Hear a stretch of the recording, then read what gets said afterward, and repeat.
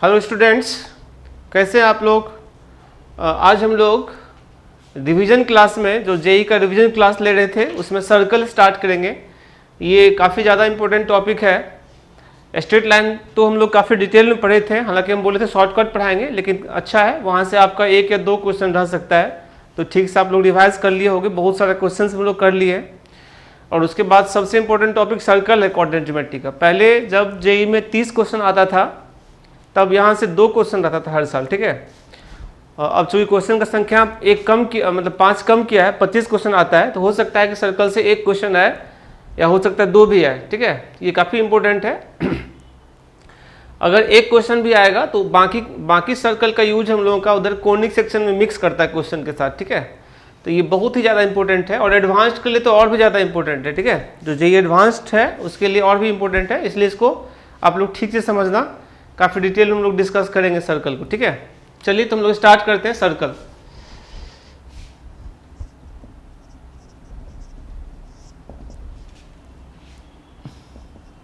यहाँ से जेईई में 2 क्वेश्चन रहता है ना, और एडवांस्ड में भी 2-3 क्वेश्चन रहता है। तो बहुत इंपॉर्टेंट टॉपिक है ये, इसको आप लोग ठीक से समझना, ठीक है। पहले तो हम डेफिनेशन समझा दे रहे हैं। Locus of a point which moves such that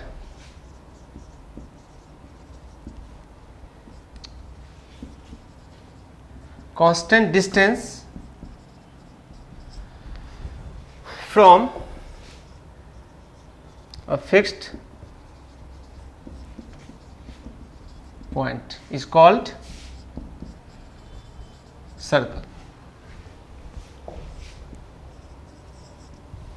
ठीक है।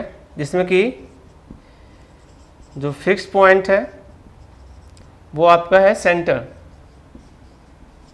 और जो कांस्टेंट डिस्टेंस है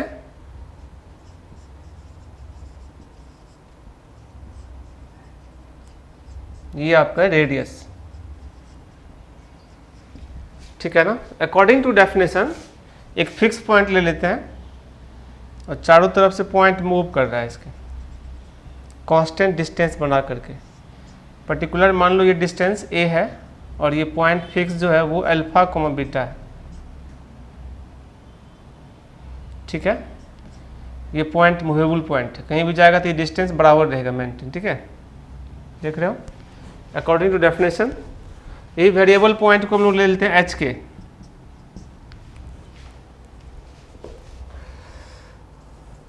according to definition AP is equal to A। AP का मतलब क्या है, under root of h minus alpha का whole square plus k minus beta का whole square is equal to A। Squaring both side,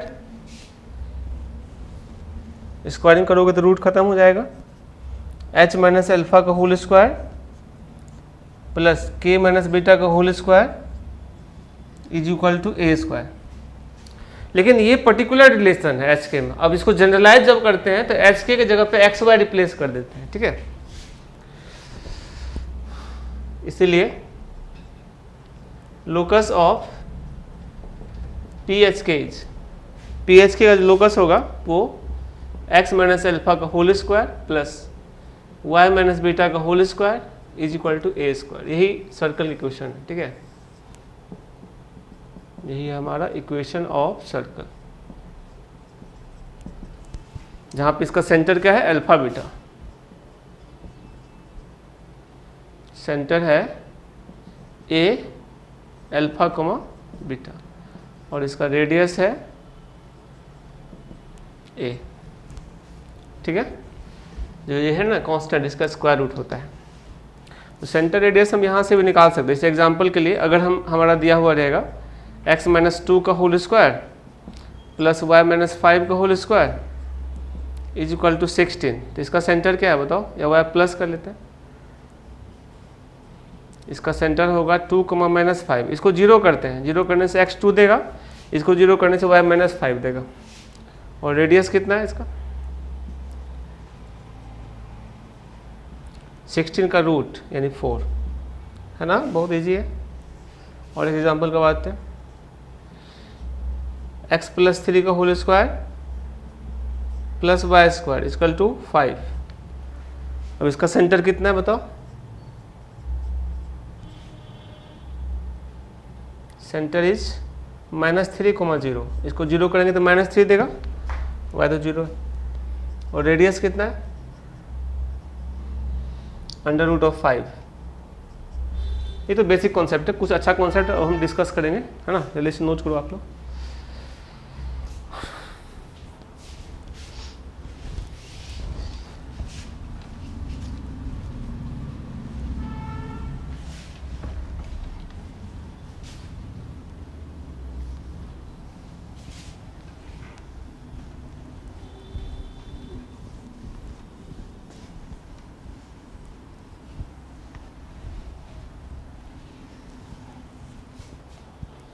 एक और definition होता है सर्कल का, वो हम आगे डिस्कस करेंगे, लेकिन हम बता दे रहे हैं यहाँ पे formula.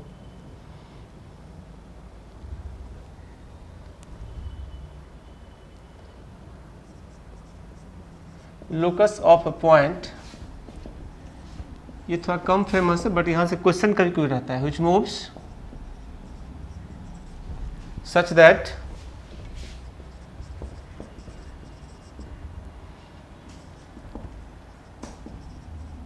distance from a fixed point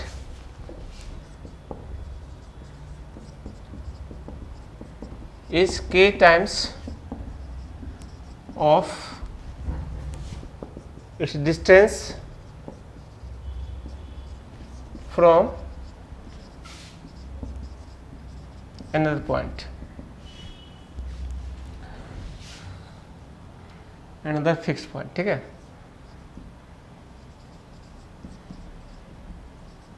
is called circle।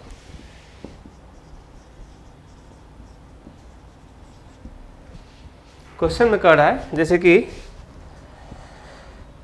हम यहाँ पर एक एग्जांपल ही करवा देते हैं, ठीक है, क्वेश्चन करवा देते हैं।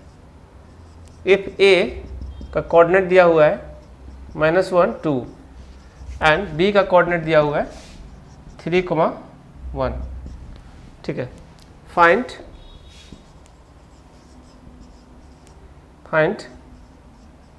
locus of a point P such that AP is equal to 3PB। कोई भी कांस्टेंट हो सकता है 1 के अलावा, ठीक है। 1 होगा कांस्टेंट, तो यहाँ पे लिख देते हैं k नॉट इक्वल टू 1, चूँकि k अगर 1 हो जाएगा तो इक्वी डिस्टेंट हो जाएगा, तब स्ट्रेट लाइन बना देगा, ठीक है। अगर 1 के अलावा कुछ भी रहेगा यहाँ पर तो सर्कल बनाएगा। अभी देखते हैं सर्कल कैसे हो रहा है। यहाँ पर क्या हो रहा है बेटा, एक वेरिएबल पॉइंट P है जो कि A से और B से जो डिस्टेंस है उसमें 1:3 का रेशियो बना रहा है, यानी AP का जो डिस्टेंस है वो PB के 3 टाइम्स है, ठीक है। इसलिए इधर 3 से मल्टीप्लाई कर देंगे तो इक्वल हो जाएगा। तो देखते हैं, सीधे बनाओ क्वेश्चन। लेट पॉइंट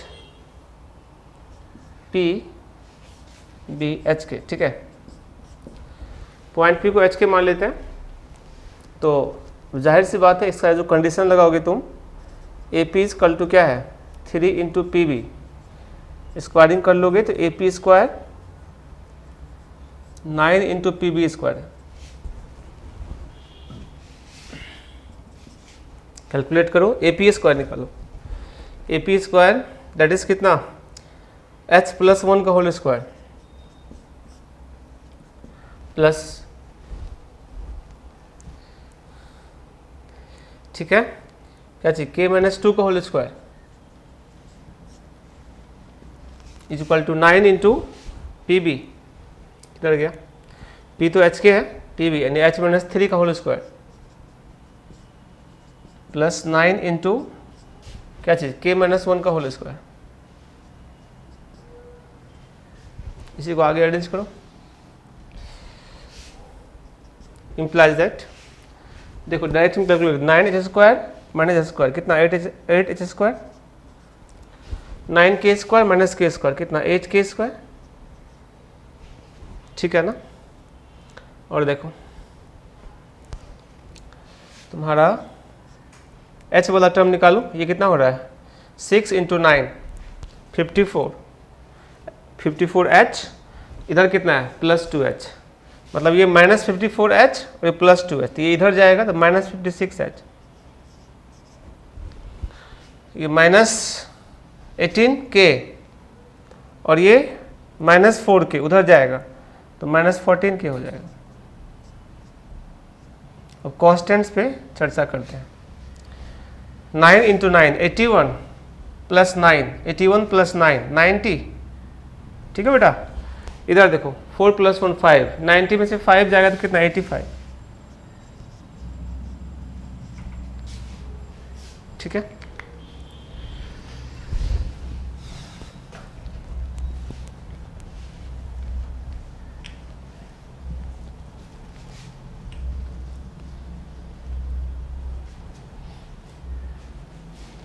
इसीलिए locus of PHK is, PHK का लोकस निकालना है तो यहाँ पे HK की जगह पे x y रिप्लेस कर देंगे, यानी 8x² माइनस, ये माइनस नहीं होना चाहिए प्लस होना चाहिए, बिकॉज इसको इधर लाए थे हम, ठीक है। एक बार फिर से चेक कर लेते हैं, 9k² - k² plus 8k² plus 8y², क्योंकि x² और y² कोएफिशिएंट सेम होगा तभी सर्कल हो सकता है, ठीक है। आगे बताएंगे रूल। -56x -14y + 85 = 0, सीधा रिजल्ट,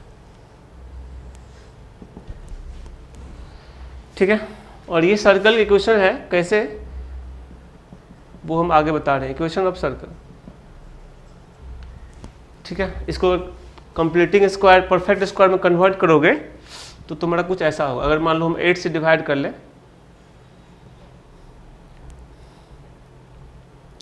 तो होगा x² + y², इसका सेंटर रेडियस निकालते हैं, x² + y² माइनस कितना 7x और माइनस कितना 8 14/8 7/4 y प्लस 85/8 = 0, ठीक है। यहाँ से अगर तुम कंप्लीटिंग स्क्वायर करते हो तो ऐसा हो जाएगा x माइनस 7/4 का whole square plus y minus 7/8 का होल स्क्वायर, ठीक है, = बाकी टर्म्स को इधर भेज दो, 49/16 प्लस 49/16 ऑल्सो, ये 7/8 और ये 7/4, तो ये 64 हो जाएगा, ठीक है।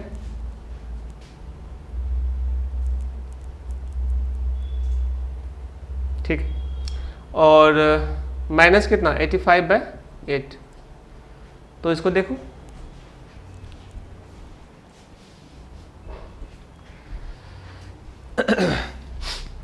कैलकुलेट कर लो, ये कितना दे रहा है, LCM तो 64 हो गया, ठीक है।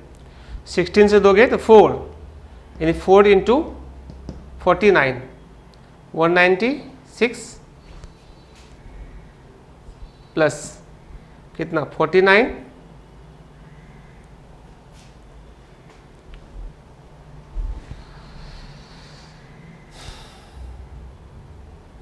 ठीक है ना, माइनस 85 × 8, तो 85 × 8 करोगे 40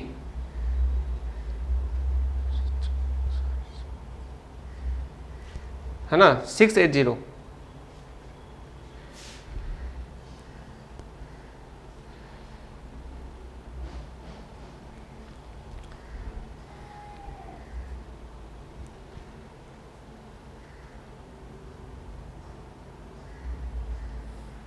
ऐसे आंसर हमारा आ चुका है, लेकिन हम थोड़ा सा आगे का चीज़ बता रहे हैं, कैलकुलेशन हम चेक कर लेते हैं थोड़ा। जो है ये तुम्हारा 9h² - h², 8h², 9k² - k², 8k², ठीक है, क्योंकि यहाँ पे नेगेटिव ये नहीं आना चाहिए, कंप्लीटिंग स्क्वायर होता है ना, तो ये पॉजिटिव आना चाहिए, इसीलिए हम को चेक कर रहे हैं, ठीक है। तो ठीक है, ये हो गया कितना 6 इंटू 9, 6 इंटू 9 54H, ठीक है, 54H और minus 2H, minus 54H minus 2H minus 56H, ये सही है। और ये कितना हो रहा है माइनस 18H और माइनस 4 माइनस 18 के माइनस 4 के, 4 के इधर जाएगा तो प्लस हो जाएगा, तो प्लस सॉरी माइनस 14 के, ठीक है। अब कॉन्स्टेंट्स देखते हैं, 9 इंटू 9 81 प्लस 9 90, 90 माइनस 5 85, यहाँ तक सही है। अब हम 8 से डिवाइड कर दिए हैं, ठीक है, 8 से डिवाइड कर दिया है, तो ये तो आगे चलो अपना एक्स वाई में कन्वर्ट कर दिया। 8 से अगर हम डिवाइड करेंगे तो x square plus y square minus 7x, ठीक है, माइनस 8 से डिवाइड करोगे तो 7/4, ठीक है, 2 से कैंसिल हो जाएगा y, और 85/8 अभी तक ठीक है। कंप्लीटिंग स्क्वायर करते हैं। अच्छा यहाँ गड़बड़ कर दी, 7x था ना, तो यहाँ 7/2 लेना होगा, ठीक है, तभी ना 7x पूरेगा। चलो आ जाएगा, और आगे चेक कर ही लेते हैं, y माइनस 7/8 का होल स्क्वायर, इसका आधा लेते हैं, ठीक है। इसका रूल्स आगे बताएंगे कैसे कैसे सेंटर रेडियस निकालते हैं इसके बाद हम इसका प्रोसेस बताएंगे, ठीक है। और इसको स्क्वायर करोगे तो 49/4, यहाँ 4 होना चाहिए, ठीक है। और इसको स्क्वायर करोगे 7/8 को तो 49/64, अब सही है। तो ये जो रिजल्ट है ये सिर्फ चेंज होगा, यानी अब 16 से मल्टीप्लाई होगा इसमें, 16 इंटू 9 144 का 4 और 14 बच गया, नहीं 144 14 बच गया, तो 16 into 4 64 plus 14 78, 64 plus 14 78, this is the result, ठीक है। चलो सही है, अब कैलकुलेट कर लो इसको, ये हो गया 13 और 12 प्लस 1 13, 7 प्लस 1 8 माइनस 680/64, फाइनली कितना हो गया 3, और ये 13 में से 8 गया तो 5, और यहाँ हो गया 7 में 6 गया तो 1 153/64। चलो अब इसका सेंटर क्या है बताओ, इसको 0 करोगे तो 7/2, इसको करोगे तो क्या होगा 7/8, और इसका रेडियस कितना है, इसका स्क्वायर रूट अंडर रूट 153/64 का रूट कितना होता है 8। एक बार हम फिर समझा दे रहे हैं, ये जो कंडीशन होता है ना, दो फिक्स पॉइंट से अगर k टाइम्स डिस्टेंस बनाता है, मतलब एक फिक्स पॉइंट से डिस्टेंस दूसरे फिक्स पॉइंट के डिस्टेंस की तुलना में k टाइम्स है, हाँ उस k का वैल्यू 1 नहीं होना चाहिए, मतलब 2 टाइम्स 3 टाइम्स 1/2 टाइम्स ये सब हो सकता है, तो सर्कल बनाता है हमेशा, ठीक है।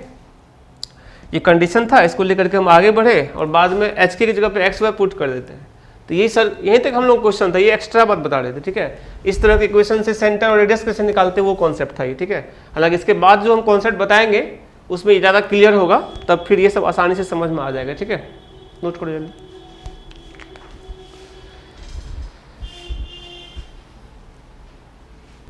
तो हम आगे बढ़ते हैं और एक इसमें नोट बता दे रहे हैं, ठीक है।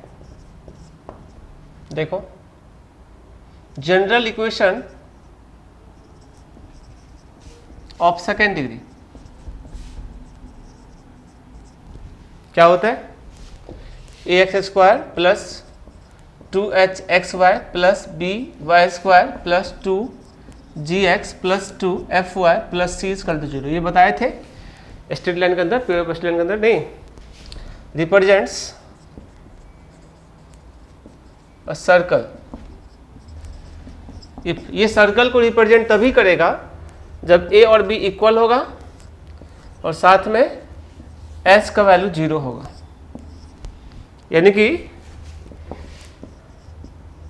Coefficient of x² is equal to coefficient of y² and coefficient of x into y यानी 0। ये बहुत इंपॉर्टेंट पॉइंट है। इस तरह का कंडीशन होगा तभी सर्कल, इसलिए मुझे जो इक्वेशन आया था उसको देखते ही ये बताए थे कि वो सर्कल का इक्वेशन है। ठीक है, उसको देखते ही बताया गया था कि वो क्या है, सर्कल का इक्वेशन है। ठीक है, फिलहाल सेंटर और रेडियस निकालने का मेथड आगे जब सर्कल का हम जनरल फॉर्म पढ़ लेंगे तो वहाँ अच्छे से डिस्कस करेंगे। फिलहाल यहाँ तक रखो और हम कुछ बेसिक बात बता रहे हैं। ठीक है, सर्कल को 0 लेवल से बता रहे हैं, कुछ ज्योमेट्रिकल कॉन्सेप्ट डिस्कस कर रहे हैं। ठीक है, some basic concept of circle.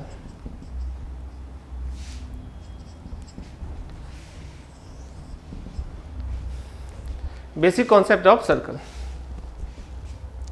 देखो, ये अगर सर्कल है, ये इसका सेंटर है, इसका डायमीटर है, ये आधा इसका क्या है, रेडियस है। ठीक है, यहाँ लिखते हैं रेडियस को। ठीक है, ये इसका रेडियस है। ये सब जो बेसिक बात है, इसमें हम जानते हैं कि सर्कल का जो है diameter equal to 2 times of क्या, रेडियस।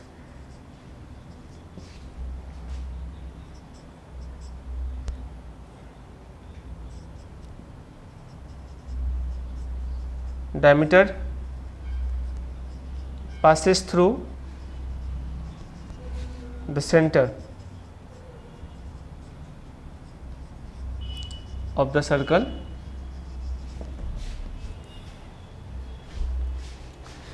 तीसरी बात,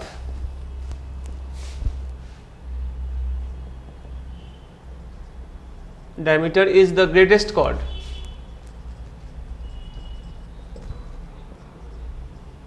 किसी भी दो पॉइंट को मिलाते हैं तो कॉर्ड कहलाता है, तो डायमीटर सबसे बड़ा कॉर्ड है। ठीक है, इससे बड़ा कॉर्ड नहीं हो सकता है संभव। तीसरी बात, एरिया तो तुम जानते ही हो, पाई आर स्क्वायर। सर्कमफेरेंस क्या होता है, 2 पाई आर। ठीक है, तो ये सब बेसिक बात था। आगे बढ़ते हैं सेकंड नंबर।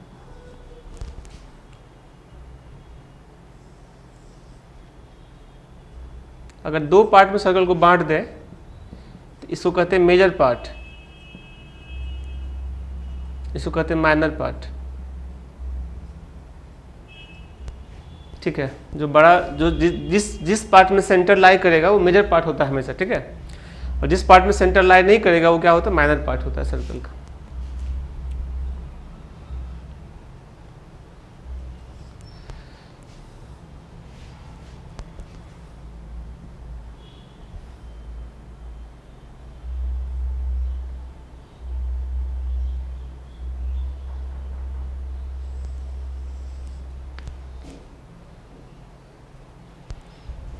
जैसा कि हम सब जानते हैं, ये है कॉर्ड सर्कल का। ठीक है, कॉर्ड पर डाला गया परपेंडिकुलर, सेंटर से डाला गया परपेंडिकुलर कॉर्ड को क्या करता है, बाइसेक्ट करता है। बहुत इंपॉर्टेंट प्रॉपर्टी है। और इसको हम एम मान लें तो ए बी इजकल टू, मतलब हम यहाँ लिख देते हैं ए एम इजकल टू क्या चीज़, एम बी, और ए बी इजकल टू क्या होगा, 2am। ठीक है, अगर ये सर्कल का रेडियस है, ठीक है, और ये लेंथ को मान लो p, स्मॉल p। यहाँ से क्वेश्चन रहता है जेई में काफ़ी सारा। ठीक है, तो थोड़ा सा और अच्छा से बनाओ।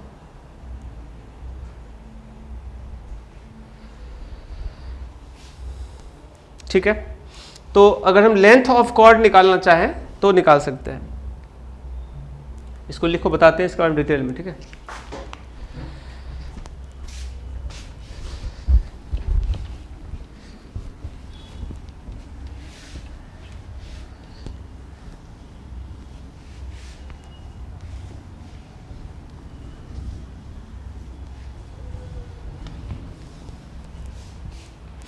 देखो, length of chord equal to A B equal to 2 under root R square minus P square. ये बहुत इंपॉर्टेंट फार्मूला है, बहुत सारा क्वेश्चन यहाँ से बनता है जहाँ पर एक चीज अननोन है तुमको P, where P is equal to perpendicular distance from center to the chord AB। chord का इक्वेशन दिया रहेगा तो किसी पॉइंट से परपेंडिकुलर डिस्टेंस निकालने का फॉर्मूला है हमारे पास, उससे हम लोग लेंथ ऑफ कॉर्ड निकाल सकते हैं। ठीक है, इसमें बहुत सारा क्वेश्चंस आगे रहता है, एक हम छोटा सा क्वेश्चन करवा भी देते हैं। ठीक है, find length of chord of circle x square circle x minus 1 का whole square plus y minus 2 का whole square is equal to 16 and line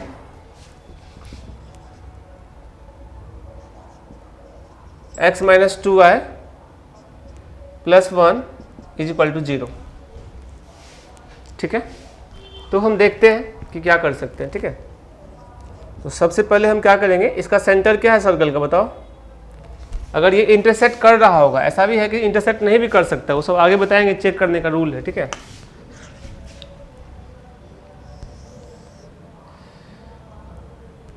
अगर इंटरसेक्ट कर रहा है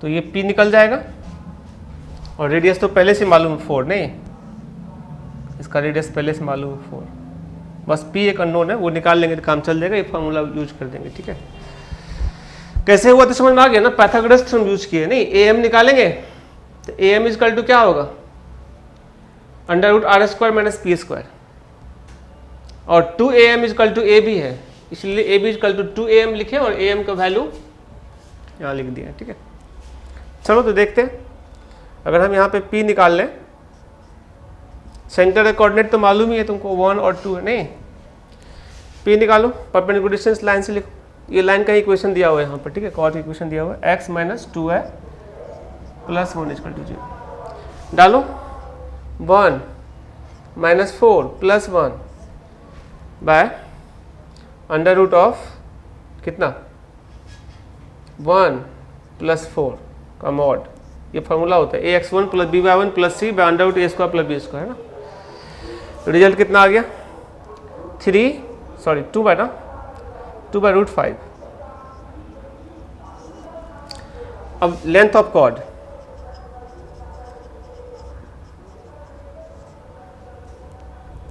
is equal to 2 under root of R square minus P square, formula है ये use करते हैं।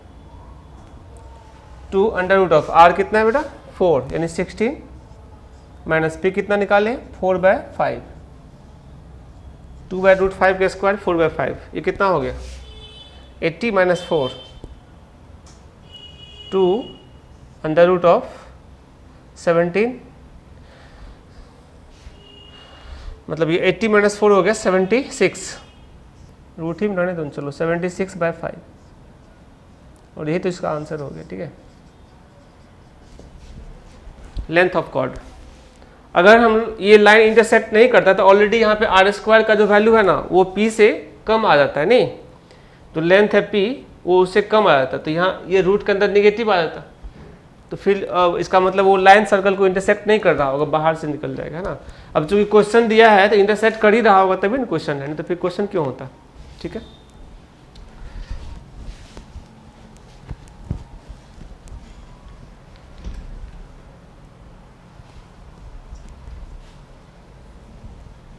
ऐसे हम इसमें एक नोट बता देते हैं,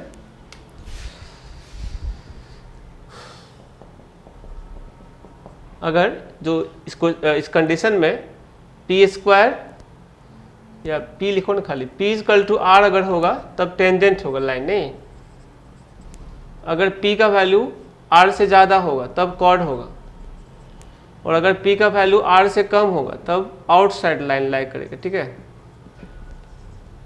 तब सर्कल पे इंटरसेक्ट नहीं करेगा, ये कंडीशन हो गया, नहीं क्योंकि अगर ये P का लेंथ मान लो R से भी ज़्यादा हो जाएगा तो बाहर से निकलेगा, अगर P का लेंथ R से कम रहेगा तभी तो इंटरसेक्ट करेगा, और P और R इक्वल होना मतलब क्या होगा, सर्कल जो है लाइन जो है टच कर रहा होगा सर्कल को, नहीं तब ना P और R इक्वल होगा। ये सब आगे हम डिस्कस करेंगे ऑलरेडी, ठीक है। नेक्स्ट 4th नंबर, अभी हम बेसिक प्रॉपर्टी बता रहे हैं सर्कल का, ठीक है, इसको आप लोग समझना सही से। तो ये इसमें 3-4 तरह का कंडीशन रहता है कि सेंटर से डाला गया परपेंडिकुलर कॉर्ड को क्या करता है, बाइसेक्ट करता है, या कॉर्ड के मिड पॉइंट पे, कॉर्ड के मिड पॉइंट को अगर सेंटर से मिलाएंगे, कॉर्ड के मिड पॉइंट को अगर सेंटर से मिलाएंगे तो वो परपेंडिकुलर होता है। आप लोग पढ़े होंगे 10th क्लास में, बहुत सारा इस पे थ्योरम था। सेंटर से डाला गया परपेंडिकुलर कॉर्ड को बाइसेक्ट करता है, ये एक थ्योरम था। कॉर्ड के मिड पॉइंट को सेंटर से मिलाएंगे तो परपेंडिकुलर रहता है, वो एक थ्योरम था। और भी कई तरह का थ्योरम इस पर सेट किया गया था, ठीक है। खैर चलो आगे बढ़ते हैं।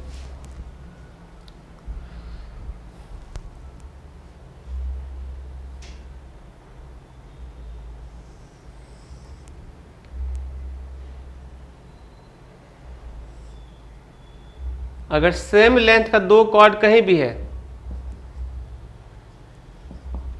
इस पर से डाला गया परपेंडिकुलर भी फिर इक्वल होगा, ठीक है,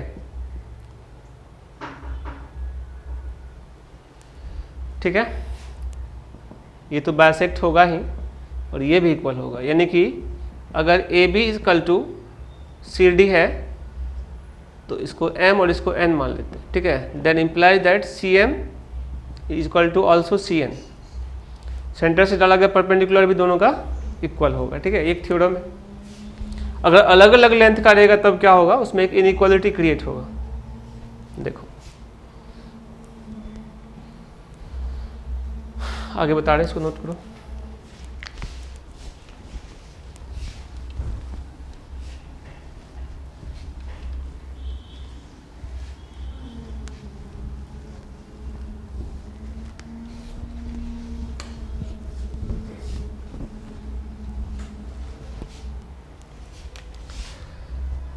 फाइव नंबर,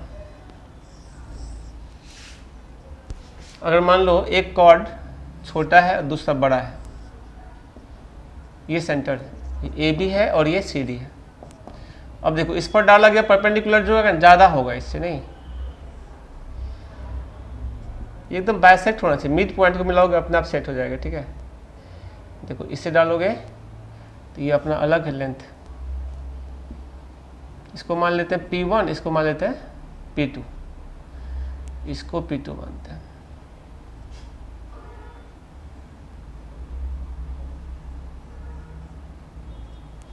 ठीक है। और ये जो लेंथ है ए बी, इसको मान लेते हैं L1 और सी डी को मान लेते हैं L2। यानी कहना ये है अगर L1 छोटा है L2 से तो P1 जो है ना बड़ा होगा P2 से। ये इनइक्वालिटी का कॉन्सेप्ट है। जितना छोटा कॉर्ड होगा उतना P1 का वैल्यू ज़्यादा होगा, जितना बड़ा कॉर्ड होगा उतना P1 का वैल्यू क्या है, उतना P का वैल्यू क्या होगा, छोटा होगा। यानी बड़ा कॉर्ड होना मतलब सेंटर के नज़दीक जाना, तो सेंटर से डाला गया परपेंडिकुलर का जो लेंथ है वो छोटा होते जाएगा ना फिर। तो ये इस तरह का रिलेशन पे क्वेश्चन रहता है कभी कभी, ठीक है। 5 नंबर के बाद 6 नंबर समझना ठीक से।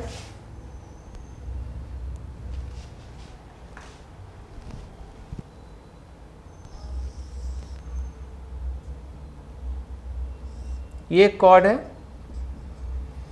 तो कॉर्ड पर कहीं भी तुम सर्कमफेरेंस पे एंगल बनाओगे तो वो इक्वल एंगल बनाता है, ठीक है।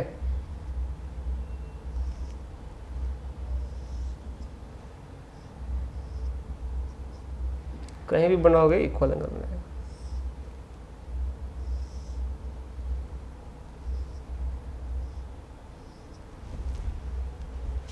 ये सेंटर है, यानी कि लिखने की जरूरत नहीं, सेम लेंथ के कॉर्ड पर कहीं भी इन्फिनाइट एंगल बना सकते हैं, सबका सब थीटा ही होगा, ठीक है।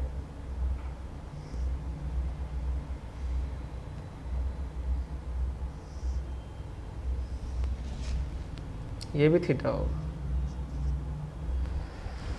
ठीक है ना। ये तो सेंटर है, सेम लेंथ के कॉर्ड पर हमेशा इक्वल एंगल बनता है, ठीक है।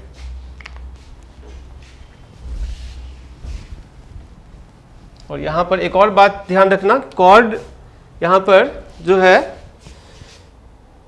माइनर पार्ट वाला है, ठीक है ना, सर्कल के। तो जो एंगल है थीटा, ये एक्यूट एंगल है, ठीक है। इसी 6 नंबर में हम एक और फिगर बनाते हैं। अगर कॉर्ड डायमीटर भी तो एक तरह का कॉर्ड है, ग्रेटेस्ट कॉर्ड होता है, वो बताए थे अभी। इस पर कहीं भी एंगल बनाएगा तो 90 बनाता है, ठीक है।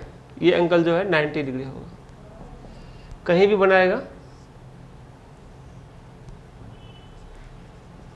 90 डिग्री होगा।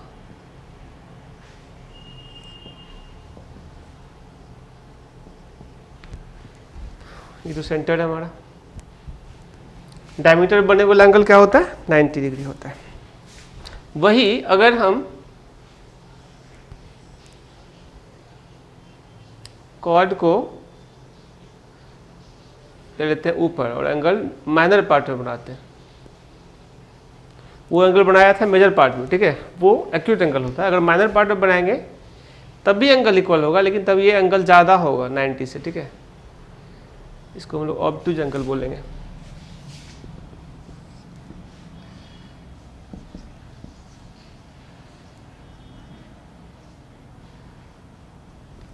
यहाँ पर जो है ये सेंटर है,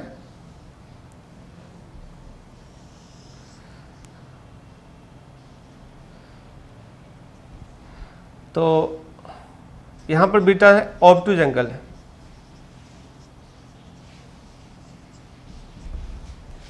यहाँ पर थीटा क्या है, एक्यूट एंगल है। यहाँ तो 90 डिग्री है, देख ही रहे हो। एक इसमें इंपॉर्टेंट कॉन्सेप्ट बता रहे हैं, इसको समझना सही से। 7 नंबर,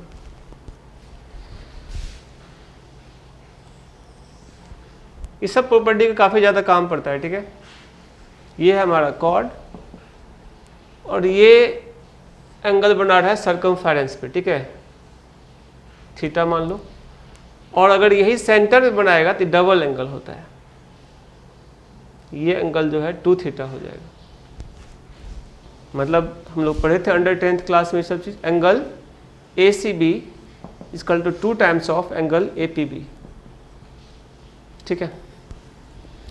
कॉर्ड के द्वारा सेंटर पर बनने वाला जो एंगल होता है वो डबल होता है सर्कमफेरेंस में बनने वाला एंगल का, ठीक है। काफ़ी इंपॉर्टेंट फॉर्मूला है। इसके बाद देखो, अब हम एक इंपॉर्टेंट बात समझा रहे हैं, ठीक है। इसी में नोट में हम ये सब चीज़ को लिंक कर रहे हैं, ठीक है, समझना सही से।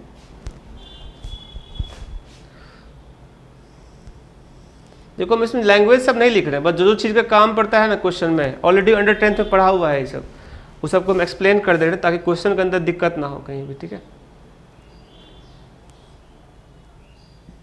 AB, जैसा कि हम सब जानते हैं, चलो ये एंगल को मान लेते हैं थीटा है।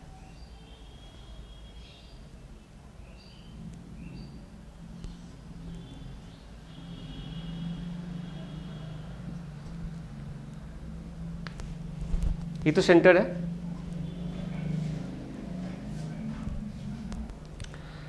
तो अब इधर वाला एंगल को हम कुछ और मान लेंगे, ठीक है। थोड़ा ध्यान से समझना, ठीक है। तुम लोग पढ़े होगे साइक्लिक क्वाड्रिलेटरल, उस पे अपोजिट एंगल का सम क्या होता है, 180 डिग्री। वही हम प्रूफ कर रहे हैं अभी, ठीक है। इसको क्यू मान लो और इस एंगल को मान लो बीटा, ठीक है ना। जैसा कि हम सब जानते हैं कि अगर ये कॉर्ड सेंटर पे बना है एंगल, तो तुम लोग बताओ ये एंगल कितना होगा।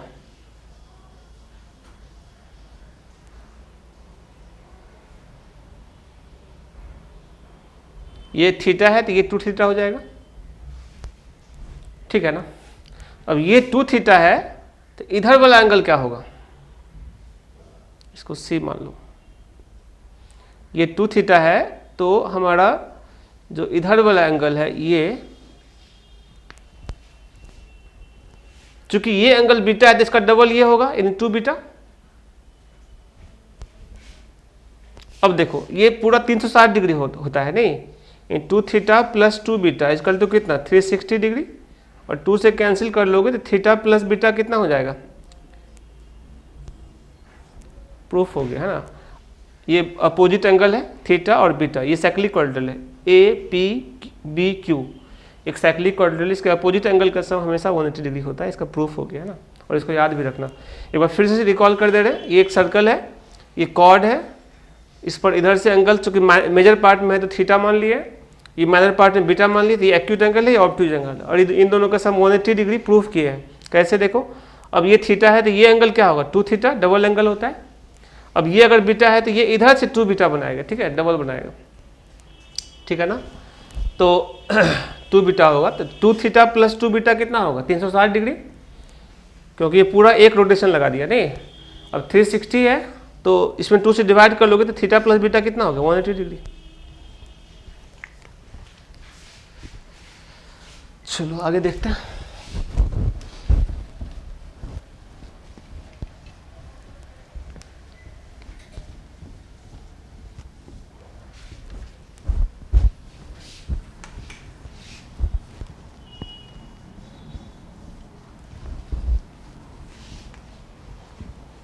इसको जनरलाइज भी कर सकते हैं अब हम, ठीक है।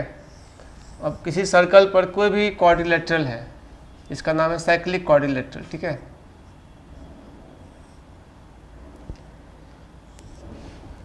जरूरी नहीं कि साइड इक्वल हो, ए बी सी डी, यहाँ पर A B C D R is a cyclic quadrilateral.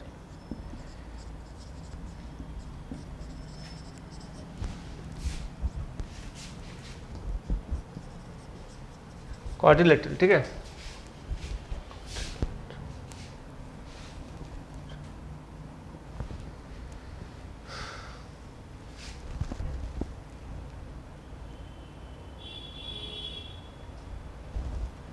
तो angle A plus angle C 180 degree is equal to angle B plus angle D,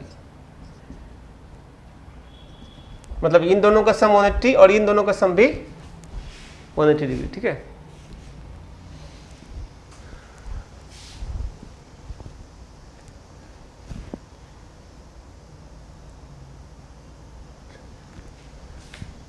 quadrilateral, quadrilateral, ठीक है, देख लेना। चलो आगे देखते हैं 7 के बाद 8 नंबर प्रॉपर्टी, ठीक है, समझना ठीक से।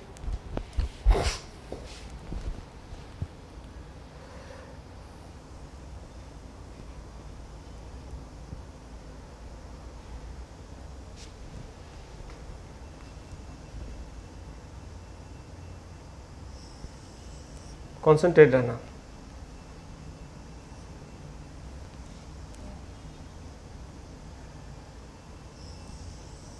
ये सर्कल का सेंटर है,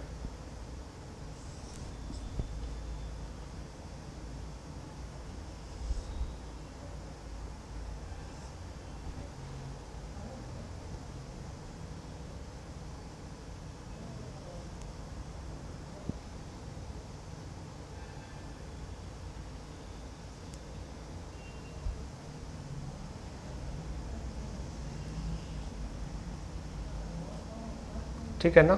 और ये टेंजेंट लाइन है जो कि सर्कल को टच कर रहा है, ठीक है, किसी पर्टिकुलर पॉइंट पे टच कर रहा है। This is tangent.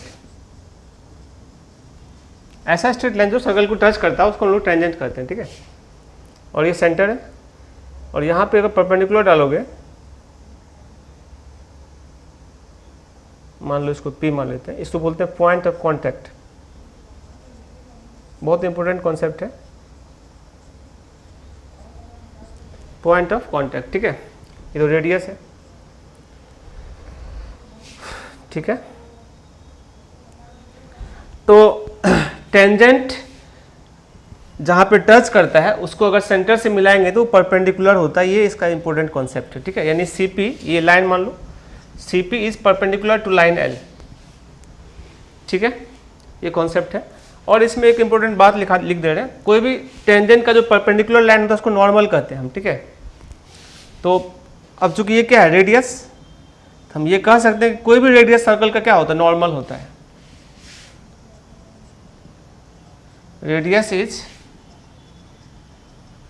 Normal to the circle, radius जो है ना सर्कल का नॉर्मल होता है हमेशा, ठीक है। सेंटर से अगर हम परपेंडिकुलर डालेंगे तो जहाँ पे ये टच करता है टेंजेंट को वही मिलता है, या यू के है जहाँ ये टच करता है पॉइंट ऑफ कॉन्टैक्ट को अगर सेंटर से मिलाएंगे तो परपेंडिकुलर होगा, यानी सीपी जो है ना लाइन का क्या होगा, परपेंडिकुलर होगा। बहुत सारा इसमें कॉन्सेप्ट रहता है, इसको समझना है सही से, ठीक है।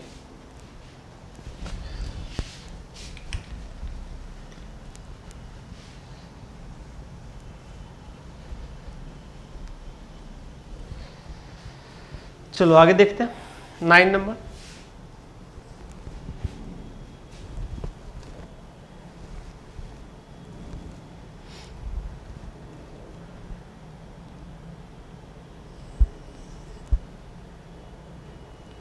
ये सेंटर है और ये कोई बाहरी पॉइंट है P, और इस सर्कल इक्वेशन मान लेते हैं हम x = 0 है, ठीक है।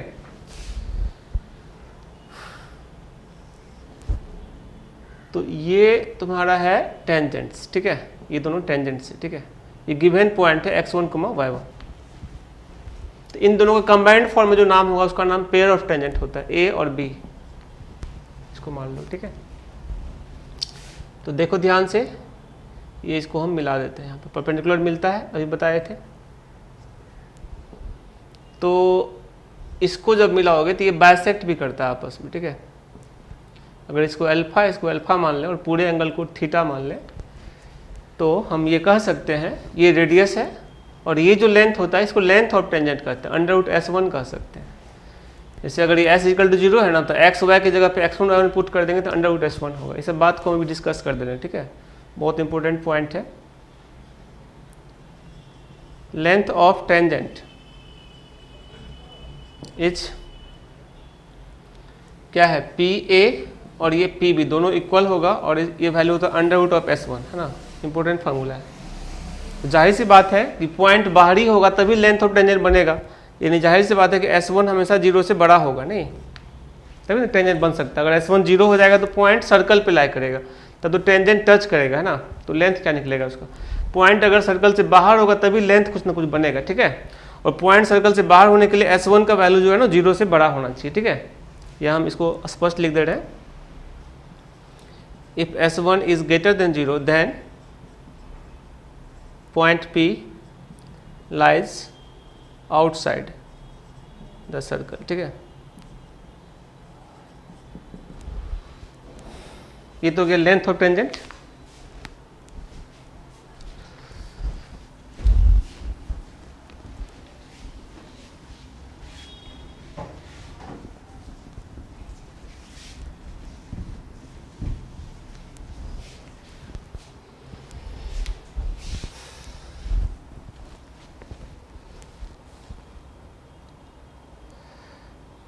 ठीक है, दूसरा angle between tangents, angle between tangents is equal to theta. According to figure क्या है, थीटा। एंगल कौन सा है, APB, दैट इज थीटा। और थीटा को हम 2α लिख सकते हैं क्योंकि ये दोनों एंगल बाइसेक्ट होता है, ठीक है। अब यहाँ पे ब्रैकेट में लिख दे रहे हैं angle APC is equal to angle क्या चीज, BPC, ठीक है। और 2 इंटू अल्फा का वैल्यू क्या लिखोगे, tan alpha is equal to R/√S1, तो alpha is equal to tan inverse R/√S1, है ना, यही फॉर्मूला है। That is theta is equal to हो गया 2 into tan inverse R/√S1। This is the result, length of tangent, sorry angle between two tangents, ठीक है, समझ गए। अगर इसको हम थोड़ा और अरेंज करें तो फॉर्मूला हम पढ़े थे 2 tan इनवर्स x का, क्या होता है tan इनवर्स 2x/1 - x², है ना। इस फार्मूला का यूज यहाँ करते हैं, देखते हैं क्या आ रहा है। ऐसे यही स्टैंडर्ड फॉर्म है, tan inverse 2 into R/√S1 by 1 - R²/S1। थोड़ा इसको अरेंज करोगे तो ये देगा tan इनवर्स ऑफ, क्या देगा, S1 ऊपर कैंसिल हो गया, 2R into under root of S1, छोड़ो ये कॉम्प्लिकेटेड फार्मूला बन रहा है, यही सही है, ठीक है। कैलकुलेट तो कर ही सकते हैं लेकिन फ़ायदा नहीं, इसको अच्छा से याद रखना, एंगल बिटवीन टू टेंजेंट्स का ये फार्मूला है, ठीक है। और एक और चीज़ इसमें हम बताएंगे आगे, इसी फिगर में बनाएंगे तो थोड़ा कचरा हो जाएगा, एरिया निकालेंगे इसका, ठीक है। कौन सा, PB, अगर इसको सीधा मिला देंगे ना एक ट्रायंगल बनेगा, उसका मतलब एरिया निकालने के लिए फॉर्मूला बताएंगे, ठीक है। अगला फिगर हम बता देंगे, इस पर एक क्वेश्चन करवा देते हैं, ठीक है। Find length of tangents and angle between two tangents of the circle x square minus 2x x square plus y square minus 2x plus 2y minus 1 is equal to 0 with respect to the point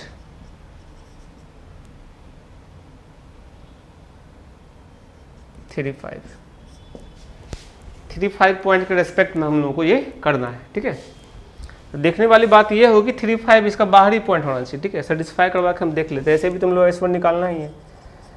देखो S1 पहले निकाल लेते हैं। S1 क्या होगा, 3 का square, ये यही करते हैं, ये पॉइंट इसमें पुट करते हैं, ठीक है, प्लस 5 का स्क्वायर माइनस 2 इंटू क्या चीज़ 3 प्लस 2 इंटू 5 माइनस 1, कैलकुलेट करोगे तो ये 25 प्लस 9, 25 प्लस 9 कितना हो गया 34 प्लस 10 44 और माइनस 7 37। एक बार कैलकुलेट कर लेते हैं, ये हो गया 25 प्लस 10 35 प्लस 9 44 माइनस 6 38 माइनस 1 37, सही है। और ये पॉजिटिव है मतलब सही है क्वेश्चन, नहीं, और ऐसे S1 के काम भी पड़ेगा फार्मूला के अंदर, ठीक है। तो जाहिर सी बात है कि इसको मिटा देते हैं, इस पर हम और भी कुछ इस पर काम करेंगे, ठीक है। जाहिर सी बात है कि लेंथ ऑफ टेंजेंट जो होगा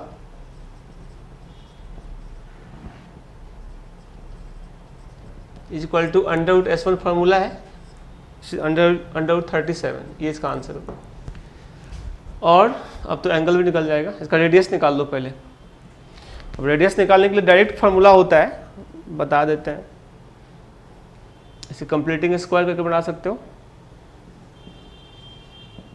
इस सर्कल का रेडियस होगा अंडर रूट ऑफ -1 का स्क्वायर प्लस 1 का स्क्वायर माइनस 1 यानी 1 -1 नहीं +1, कितना आ गया √3, इसका रेडियस √3 है, ठीक है। तो angle between tangents is equal to 2 tan inverse R by under root S1 था फॉर्मूला, 2 tan इनवर्स R कितना है √3 और अंडर रूट S1 कितना है √37। फाइनली आंसर हो गया 2 tan इनवर्स 3 बाय पूरे में रूट नहीं होल रूट 3/37, और इसका आंसर है, ठीक है ना। देखो यहाँ पर ये कैसे √3 लाए हैं, इसको थोड़ा हम हिंट कर दे रहे हैं, ठीक है।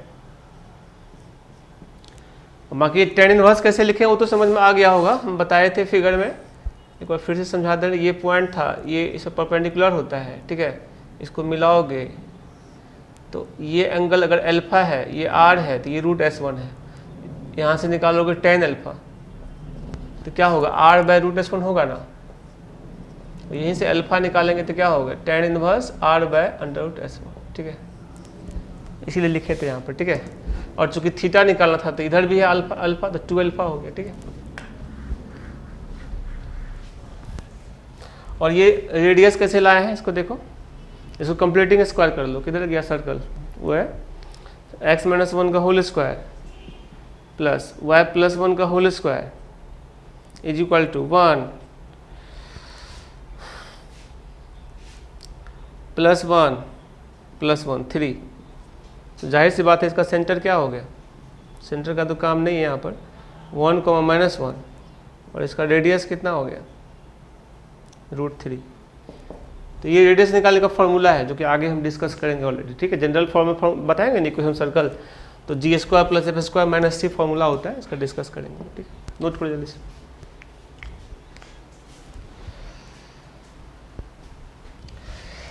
तो बेटा हम लोग आगे बढ़ते हैं और 10 नंबर देखते हैं। हालांकि 9 नंबर का ही ये पार्ट है, समझने की कोशिश करना, बहुत इंपॉर्टेंट फार्मूला है ये।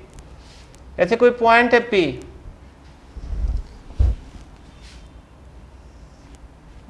यहां से 2 टेंजेंट हम लोग खींच रहे हैं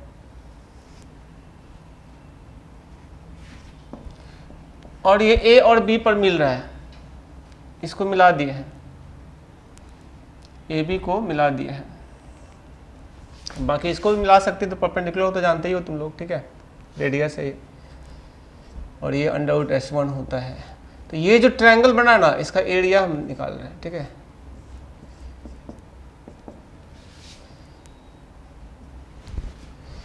एरिया ऑफ ये पॉइंट का नाम है x1, y1, ये सर्कल का नाम है s इक्वल टू 0। जो भी सर्कल है इक्वेशन सब बराबर के इस साइड एक साइड ले आकर उधर 0 कर देना था, s इक्वल टू 0 होगा और ये पॉइंट रिप्लेस करोगे तो उसी को s1 करते हैं, ठीक है।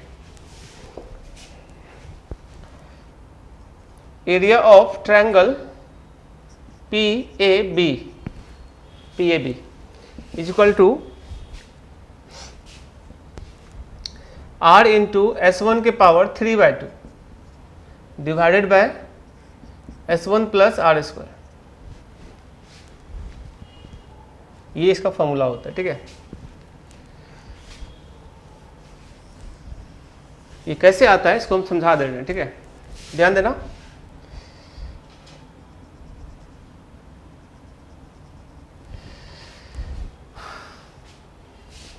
हम लोग सब जानते हैं कि ये जो एंगल है, पता है हम लोग को कितना, इसको हिंट कर दें, angle APB is equal to पता है 2 tan इनवर्स कितना है r/√S1, ये हम पीछे एक्सप्लेन कर चुके हैं, है ना बेटा। अगर ये एंगल थीटा है, इसको छोड़ो बीच वाला, ये एंगल थीटा है, ठीक है। तो एरिया ऑफ ट्रायंगल का फॉर्मूला होता है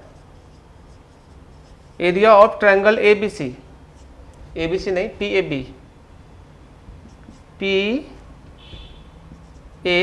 equal to half into PA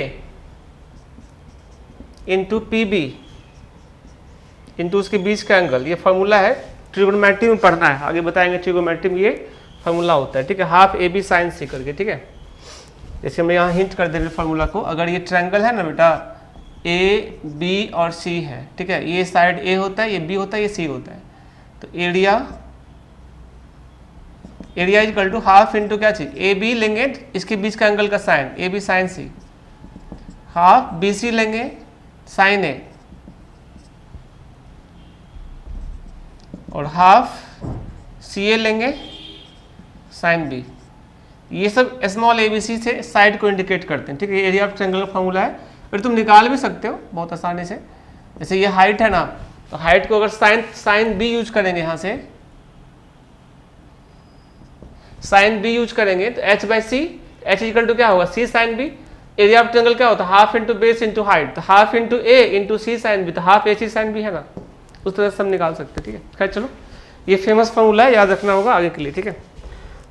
चलो आगे देखते हैं।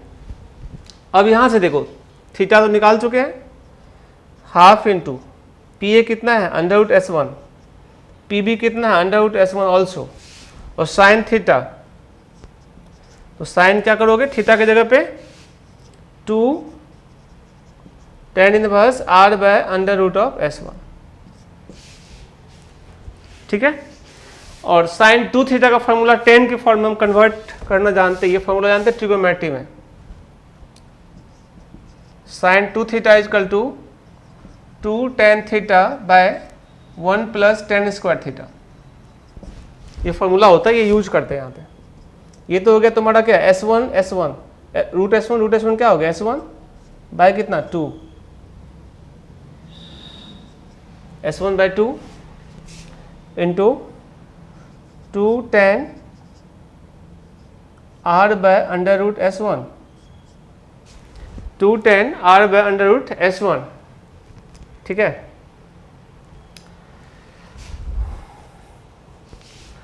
क्या लिखें 2 sin थीटा, या इसको हम ऐसा करते हैं ना कि कन्वर्ट कर देते हैं, अभी थीटा में ही रहने देते हैं ठीक है। साइन थीटा अगर हम इसको अल्फा कर लें, जो कि हम पहले भी करे थे नहीं, तो ये भी अल्फा होगा और ये पूरा एंगल थीटा है नहीं, यहाँ पर लिख दिया ऑलरेडी। तो देखो बेटा half S1 by 2 into 2 tan क्या चीज़ ये हम ऐसे कन्वर्ट कर लेते हैं ना साइन 2 अल्फा में ठीक है। इसको तुम अभी ये बाद में रखेंगे ठीक है। साइन थीटा है ना, थीटा को 2 अल्फा लिख लो ठीक है, ज़्यादा बढ़िया रहेगा। 2 tan अल्फा बाय 1 प्लस, थोड़ा कैलकुलेशन कम करने का हम प्रयास कर रहे हैं ठीक है। ये फॉर्मूला लगा दिए। अब देखो तो ये 2 से 2 तो कट गया नहीं, S1 रहने दो और tan अल्फा। अब यहाँ पर देखो अल्फा हम लोग जैसा कि देख रहे हैं tan अल्फा इक्वल टू क्या होगा R by under root S1 सीधे सीधे 2 into R by under root S1 by 1 plus R square by S1। इसको कैलकुलेट करोगे तो देखो ऊपर तुम्हारा S1 ऊपर जाएगा तो S1 का रूट हो जाएगा, एक S1 और भी है तो S1 की पावर कितना हो जाएगा 3 बाय 2 इंटू R बाय ये क्या होगा S1 प्लस R स्क्वायर। ये फॉर्मूला है, ये तो फॉर्मूला था R इंटू S1 की power 3 by 2 upon S1 plus R square. इस पर क्वेश्चन आएगा तो ये फॉर्मूला डायरेक्ट पुट कर सकते हैं, बाकी ज्योमेट्रिकल कॉन्सेप्ट से भी बना सकते हैं, फॉर्मूला भूल जाएंगे तो ठीक है, लेकिन फॉर्मूला याद रखना बेहतर होता है कोऑर्डिनेट ज्योमेट्री के लिए ठीक है। खैर चलो तो हम आगे बढ़ते हैं।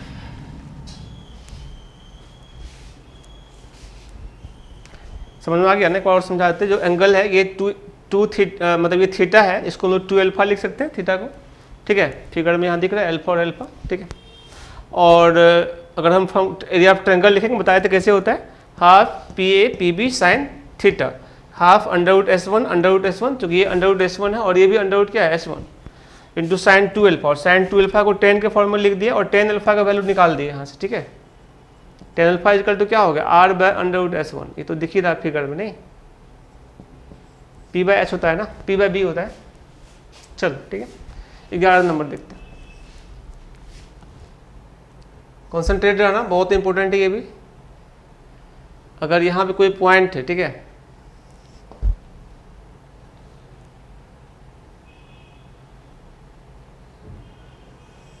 ओहो इसको मिलाओ यार सही से, चलो ठीक है ठीक है। ये दोनों टेंजेंट है जैसा कि देख रहे हो तुम, A है और ये B है, और बीच में कहीं से भी अगर तुम पास कराओगे कॉर्ड तो एक पैटर्न बनाएगा यहाँ फार्मूला का ठीक है। ए बी मान लेते हैं, इसको CD मान लेते हैं, EF मान लेते हैं, GH मान लेते हैं, ये सेंटर मान लो O ठीक है। तो इसको कहते हैं पावर ऑफ पॉइंट ठीक है। ये पॉइंट तो दिया हुआ रहेगा x1, y1 given fix point ठीक है। तो PA square is equal to PC into PD, बहुत इंपॉर्टेंट है, इसमें बहुत सारा क्वेश्चन रहता है। PC इंटू PD ये सब 10th क्लास हम लोग पढ़े हो गए already, is equal to PE into PF is equal to PG into PH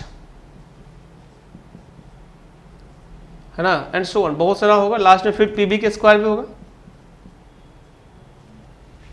इसको बोलते हैं power of point, power of point. तो जो कोई पॉइंट है उससे टेंजेंट जो खींचेंगे लेंथ ऑफ टेंजेंट के स्क्वायर, और उससे बात पास कर मेरा इन्फिनाइट कॉर्ड हो सकता है, सब में रिलेशन बना सकता है ठीक है।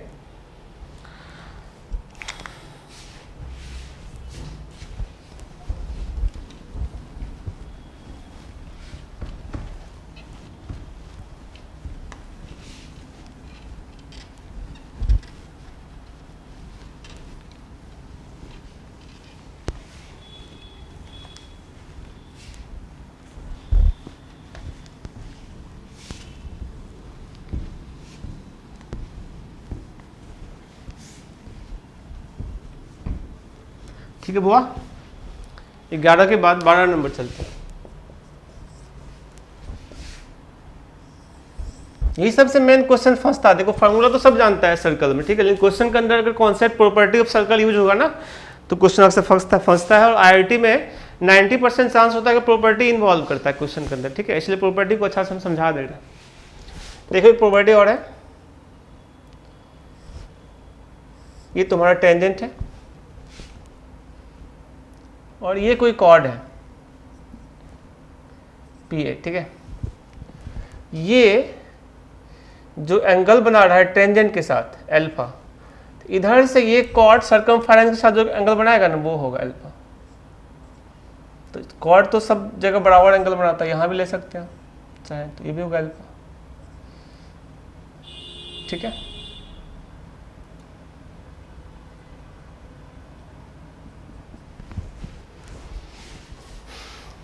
समझ में आ गया? टेंजेंट है, इस साइड से जो एंगल बना रहा है वो कॉर्ड के अपोजिट साइड से, ठीक है, इधर एंगल बना तो अपोजिट साइड से सर्कमफेरेंस जो बनाएगा एंगल सर्कमफेरेंस पे वो इसके इक्वल होगा, ठीक है। कैसे होता है इसको अभी इसमें अगर इधर से एंगल लेंगे तो इधर वाला एंगल के बराबर होगा, ठीक है। इसका फिगर एक और बना देते हैं, ठीक है।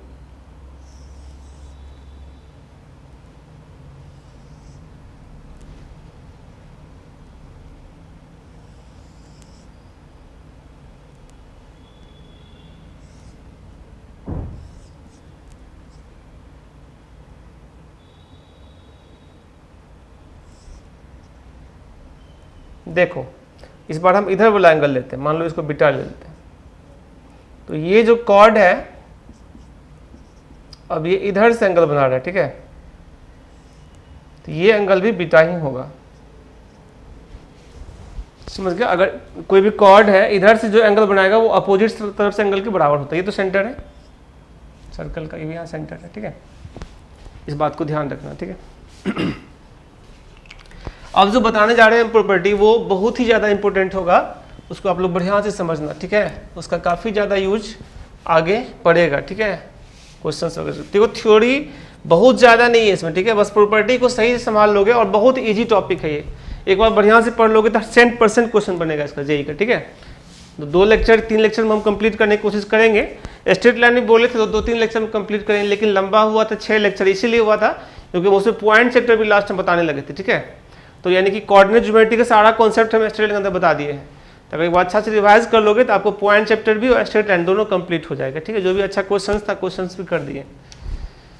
तो सर्कल में देखते हैं हम लोग, इसको भी डिटेल में ही पढ़ेंगे, समझने का प्रयास करना, ठीक है। 13 नंबर, ये बहुत इंपॉर्टेंट प्रॉपर्टी होने वाला है, इसको समझना है सही से, ठीक है।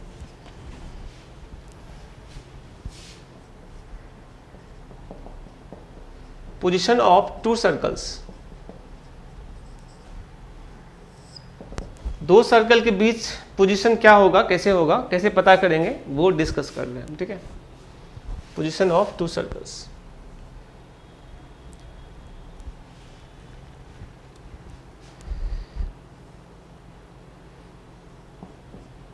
देखो पहला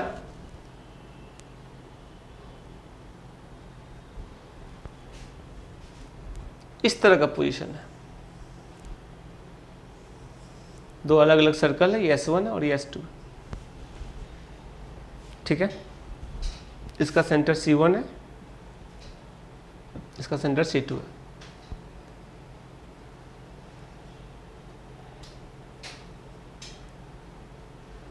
ठीक है। अब देखो बेटा, इसका रेडियस मान लेते हैं हम R1 है और इसका रेडियस मान लेते हैं हम R2 है। ऐसा कंडीशन बनाने के लिए, चूंकि हम लोग को सेंटर मालूम है और रेडियस मालूम है सर्कल का, नहीं, तो ये एक्चुअल कंडीशन बनाने के लिए C1 C2 यानी डिस्टेंस बिटवीन सेंटर जो है वो ज़्यादा होना चाहिए R1 प्लस R2 से। ये बहुत इंपॉर्टेंट पॉइंट है। अगर ये होगा जब भी ये 2 सर्कल अलग अलग होगा, ठीक है। यानी कि C1 C2 है क्या, डिस्टेंस बिटवीन 2 सेंटर्स, नहीं 2 सेंटर्स, और R1 और R2 दोनों का रेडियस का सम है। देखो ना, अब यहाँ पे R1 ले जाओगे, यहाँ पे R2 ले जाओगे, दोनों को ऐड भी करोगे तो ये डिस्टेंस एक्स्ट्रा बच जाएगा ना।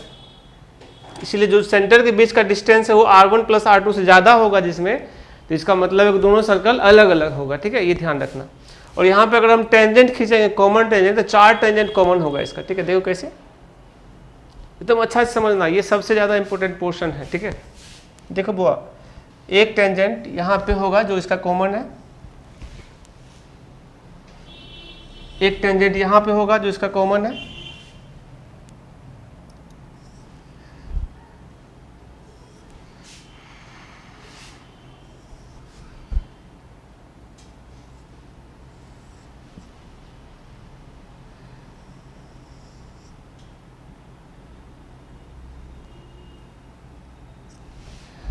ठीक है।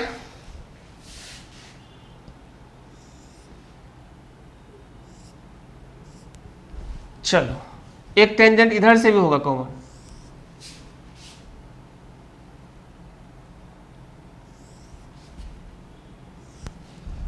और एक इधर से भी होगा।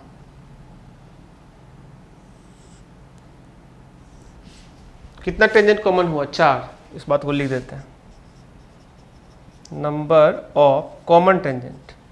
कॉमन मतलब दोनों का जो टेंजेंट एक साथ टच कर रहा है, ठीक है। ऐसा 4 लेन पॉसिबल है, इस पर भी क्वेश्चंस रहता है, ठीक है। Tangent is equal to 4, 4 tangent इस दोनों सर्कल को टच करेगा। मेन कंडीशन ये है, दोनों सेंटर के बीच का डिस्टेंस अगर रेडियस के सम से ज़्यादा होगा तो सर्कल अलग अलग होगा, ठीक है। और यहाँ पर 4 टेंजेंट आपस में कॉमन बनाएगा, ठीक है।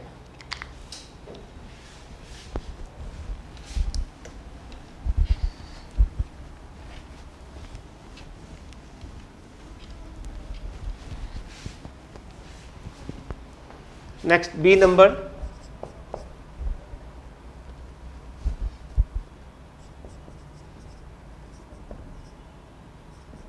टू सर्कल्स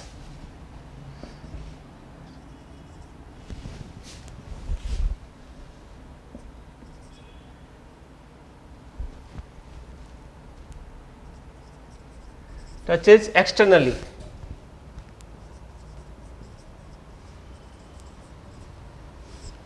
मतलब बाहर से एक दूसरे को टच कर रहा है दो सर्कल, तो इसके लिए क्या कंडीशन बनाएगा? देखो, एक सर्कल ये है,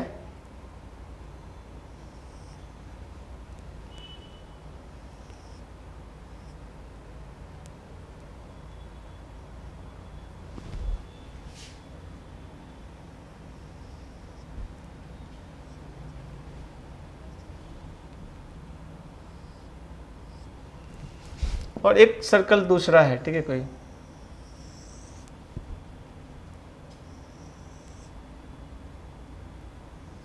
सर्कल को सही से बनाना, कुछ बच्चे को देखते हैं अलग अलग साइज का रिंग रखता है सर्कल बनाने टाइम, ठीक है। या तो हम लोग का जो बाला पहनते हैं वो रख सकते हैं, या कॉइन से भी कुछ लोग बनाता है सर्कल, ठीक है।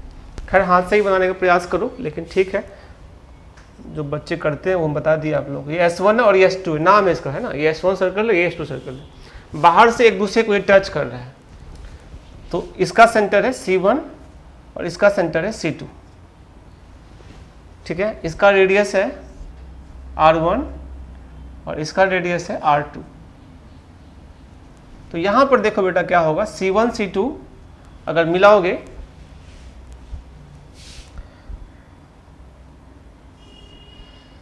तो दोनों रेडियस के सम के बराबर है। देखो ये R1 है और ये R2 है, नहीं। इसका मेन कंडीशन ये है, इसी को याद रखना है। जो C1 C2 है वो R1 प्लस R2 के इक्वल होना चाहिए, तभी जो है सर्कल एक दूसरे को टच करेगा, वो भी बाहर से, ठीक है।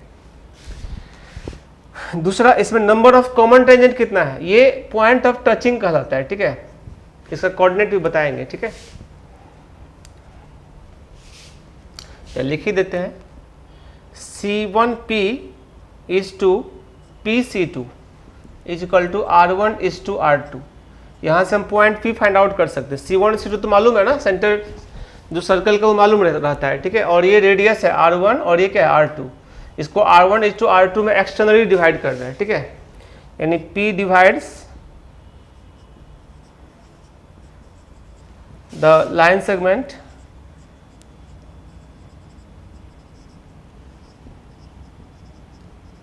joining C1 and C2 in the ratio in ratio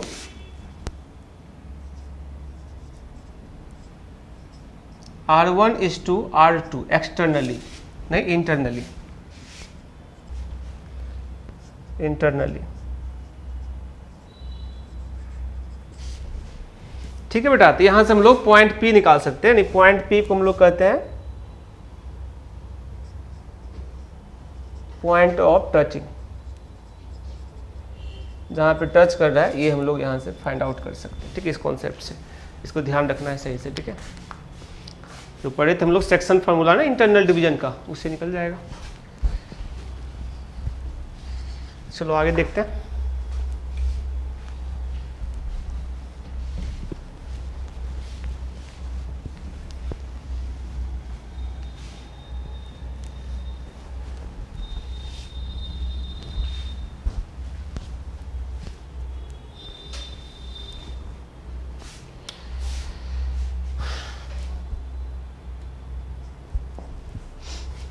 इसमें एक दो ठो और पॉइंट बता रहे हैं, ध्यान देना। इक्वेशन ऑफ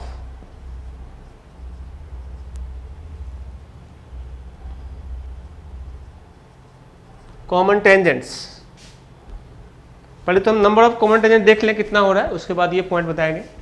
इसमें देखो टेंजेंट कितना हो सकता है, 3 टेंजेंट होगा जो दोनों में कॉमन होगा। ठीक है, कैसे कैसे होगा देखो।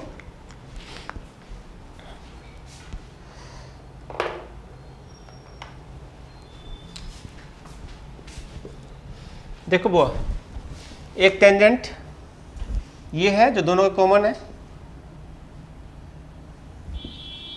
है ना। एक टेंजेंट ये होगा जो दोनों में कॉमन होगा, और एक यहां पर होगा।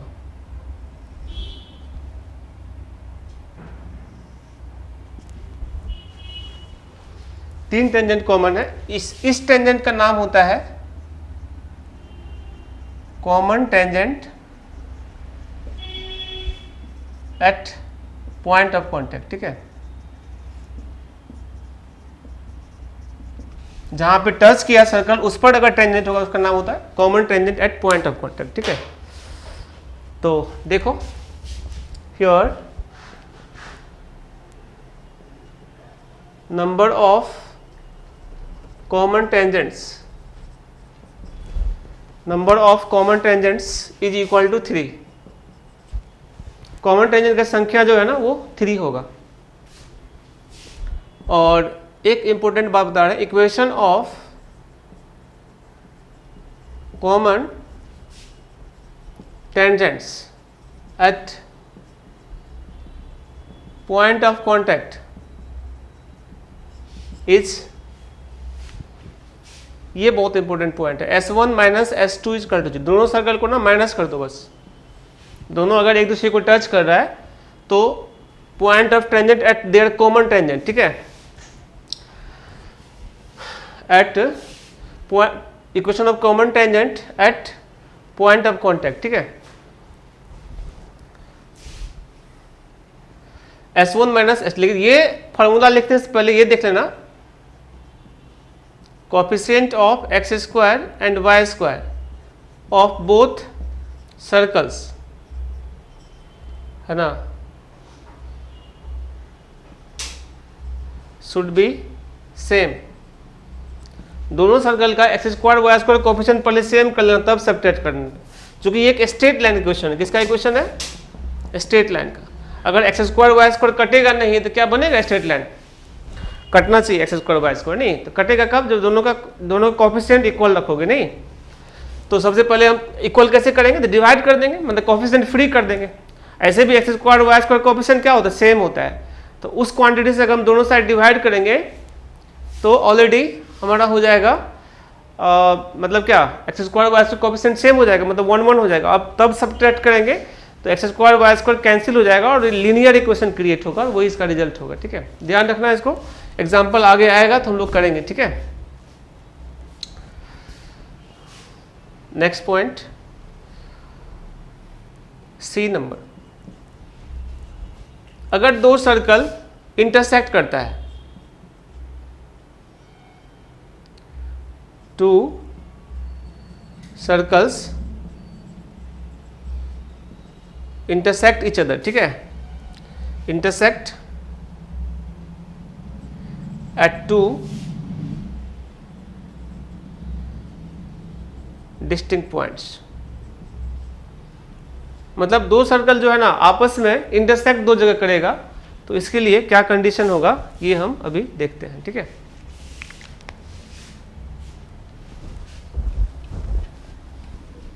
नोट करो जल्दी से।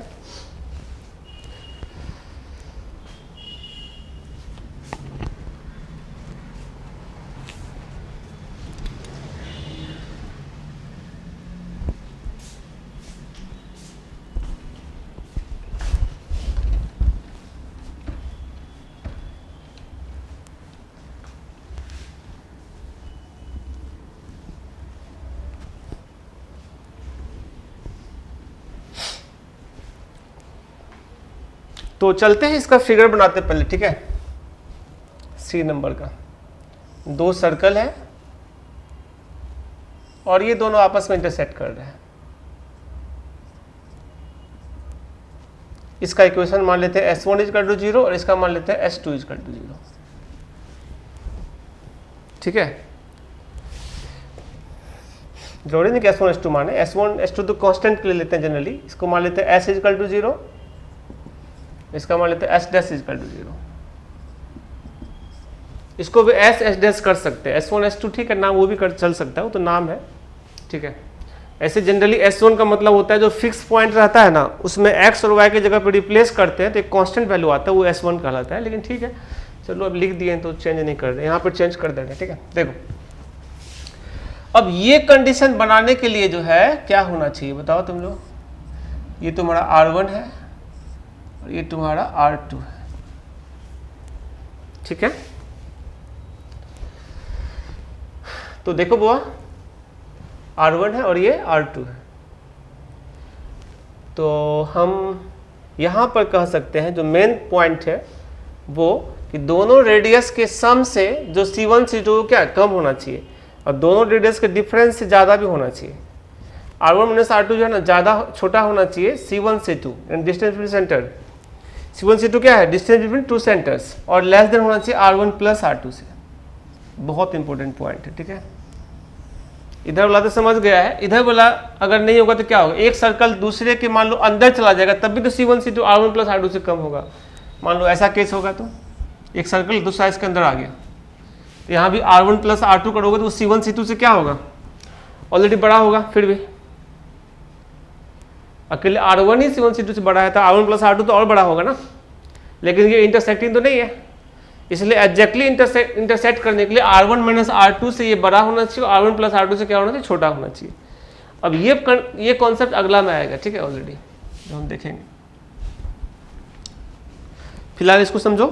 यहाँ पर कॉमन टेंजेंट कितना है, देखो एक टेंजेंट यहाँ पर है कॉमन,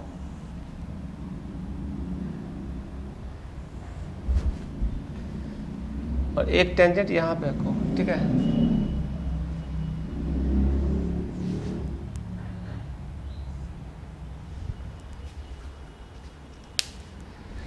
समझ गया, दो टेंजेंट कॉमन है। Number of common tangents is equal to 2, और यहां पर भी एक फॉर्मूला आएगा, इक्वेशन ऑफ कॉमन कॉर्ड।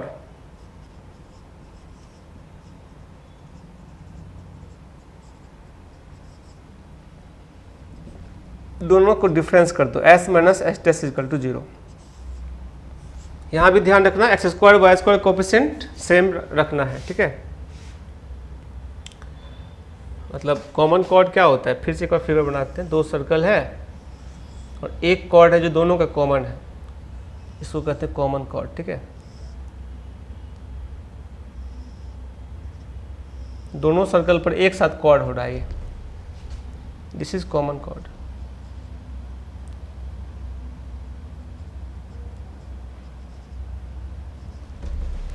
समझ गया, इसी का इक्वेशन ये होता है। अगर इसका इक्वेशन S इक्वल टू 0 है और इसका S डैश इक्वल टू 0 है, दोनों को डिफरेंस कर दो, लेकिन डिफरेंस करते टाइम ये ध्यान रखना कि x square y square coefficient क्या होना चाहिए, सेम। यहाँ लिख देते हैं coefficient of x square and y square of both circles, ठीक है, y square of both circles should be same. दोनों सर्कल का जो है ना x square y square coefficient क्या होना चाहिए, सेम होना चाहिए, ठीक है। जल्दी से नोट करो।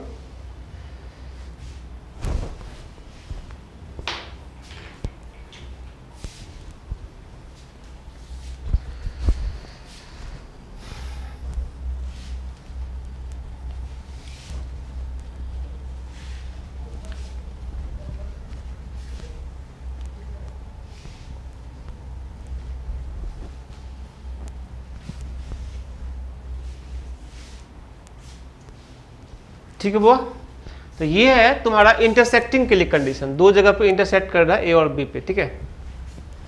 बहुत इंपॉर्टेंट ये सब कॉन्सेप्ट है। अभी तक हम लोग 3 पॉइंट देखे, इसका तीसरा चौथा पॉइंट देखते हैं, ठीक है। अब अगर दो सर्कल इस तरह से है कि इंटरनली टच कर रहा है, टू सर्कल्स टचेज इंटरनली,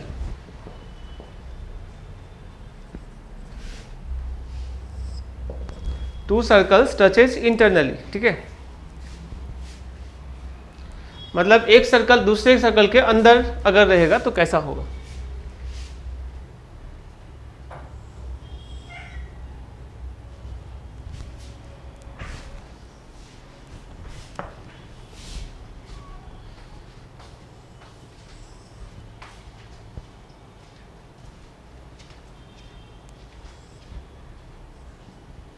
एक तो ये सर्कल है तुम्हारा,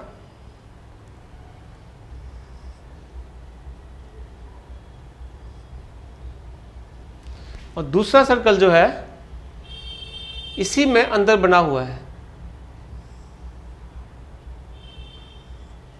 और अंदर से इसको टच कर रहा है। ऐसा पोजीशन होने के लिए क्या करना पड़ेगा, क्योंकि देखो क्वेश्चन में जो है फिगर बना करके नहीं देगा, ठीक है। क्वेश्चन में तो इक्वेशंस देता है, तो तुमको ये सब कंडीशन देख करके खुद ही पता करना पड़ेगा किस तरह से। डायरेक्ट क्वेश्चन पूछता है यहाँ से, ठीक है। दो सर्कल दिया और वो सर्कल किस पोजीशन में, टचिंग है, इंटरसेक्टिंग है, अंदर से टच कर रहा है, या बाहर से एक दूसरे को टच कर रहा है, या दोनों अलग अलग है, या एक सर्कल दूसरे का अंदर लाई कर रहा है, तो सब पोजीशन पे हम डिस्कस ऑलरेडी कर रहे हैं, ठीक है। समझना सही से। तो ये यहीं पे टच कर रहा है, इसका C1 सेंटर है, इसका सेंटर C2 है, तो इसके रेडियस को हम R1 मान लेते हैं और इसके रेडियस को R2 मान लेते हैं, ठीक है। तो स्पष्ट देख रहे हो, यहां से यहां तक ये क्या होगा R1, और इसमें से R2 घटा दोगे तो ये C1 C2 के इक्वल हो जाएगा, ठीक है। और जहां पे टच कर रहा है वो पॉइंट P है, पॉइंट ऑफ टचिंग, और यहां पर एक ही टेंजेंट होगा जो दोनों में कॉमन होगा। इसका नाम दे देते हैं S इक्वल टू 0 और इसका नाम दे देते हैं S dash equal to 0, circle का नाम, ठीक है, इक्वेशन से। तो देखते हैं कंडीशन क्या है, R1 माइनस R2, मॉड इसीलिए लगा दिए क्योंकि यहाँ पर दिख रहा है R1 बड़ा है R2 से, लेकिन ये हमेशा दिखेगा थोड़ी, बड़ा रेडियस में छोटा घटाएंगे हमेशा, इसलिए मॉडुलस लगा दिए ताकि नेगेटिव ना हो। This is equal to C1 C2। अगर ये बनाएगा तब सर्कल क्या होगा, एक सर्कल दूसरे के अंदर से टच करेगा, ठीक है। नंबर ऑफ कॉमन टेंजेंट कितना होगा यहाँ,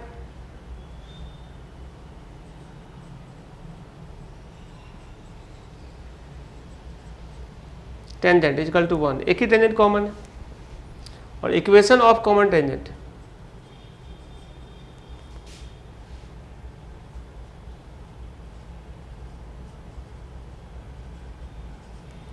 पॉइंट ऑफ कॉन्टेक्ट पे ही एक टेंजेंट कॉमन हो रहा है, तो उसी इक्वेशन निकालना है। तो ये हो जाएगा S minus S dash equal to 0, same. देखो कॉमन कॉर्ड का भी इक्वेशन सेम था, कॉमन टेंजेंट का भी इक्वेशन सेम है। इसके पहले भी एक बताए थे कॉमन टेंजेंट, नहीं जो बाहर से टच कर रहा था उसका भी इक्वेशन सेम होगा, ठीक है। सब सिमिलर चीज़ है, ठीक है।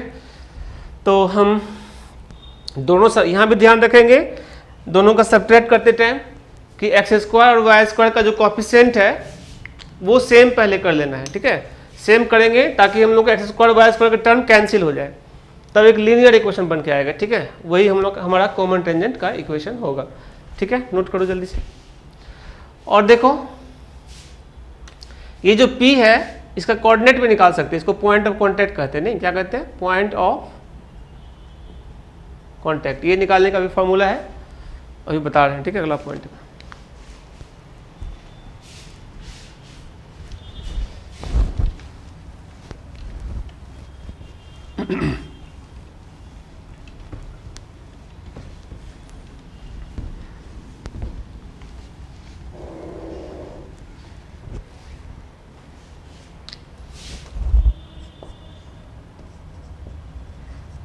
कोऑर्डिनेट ऑफ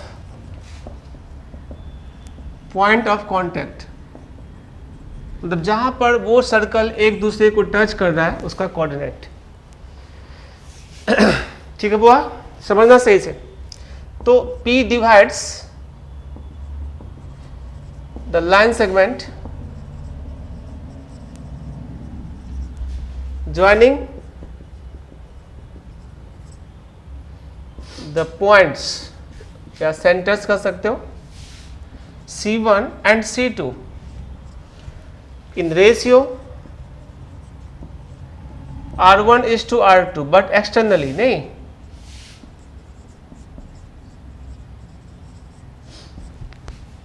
और यहां से हम एक्सटर्नल डिवीजन के आधार पर निकाल सकते हैं, यानी कि C1P:C2P = R1:R2 तो होगा, लेकिन क्या होगा, एक्सटर्नल डिवीजन है। और एक्सटर्नल डिवीजन का फॉर्मूला लगा के हम लोग पॉइंट P का कोऑर्डिनेट निकाल सकते हैं, ठीक है। यहां से defined coordinate of point P, बाकी बात तो तुम देख ही रहे हो, ठीक है। तो ये है D पार्ट, अब हम E पार्ट को डिस्कस कर रहे हैं, ठीक है। अब क्या कंडीशन बच गया, एक सर्कल दूसरे के एग्जैक्टली अंदर लाई करेगा, इंटीरियर होगा, ठीक है। One circle lies exactly interior of the other circle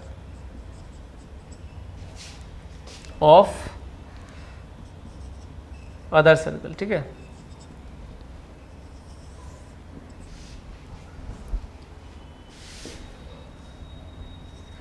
one circle lies exactly interior है ना ऑफ अदर सर्कल, ठीक है। exactly interior in other circle, मतलब एक सर्कल दूसरे के पूरा अंदर आ जाएगा, न टच करेगा और ना ही इंटरसेक्ट करेगा। तो इसके लिए क्या कंडीशन होगा, इसको हम समझते हैं, ठीक है।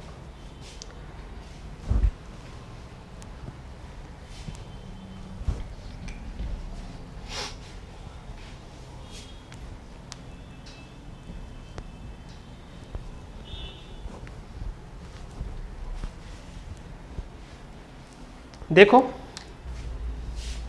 फिगर कुछ ऐसा होगा इसका, ये सर्कल है,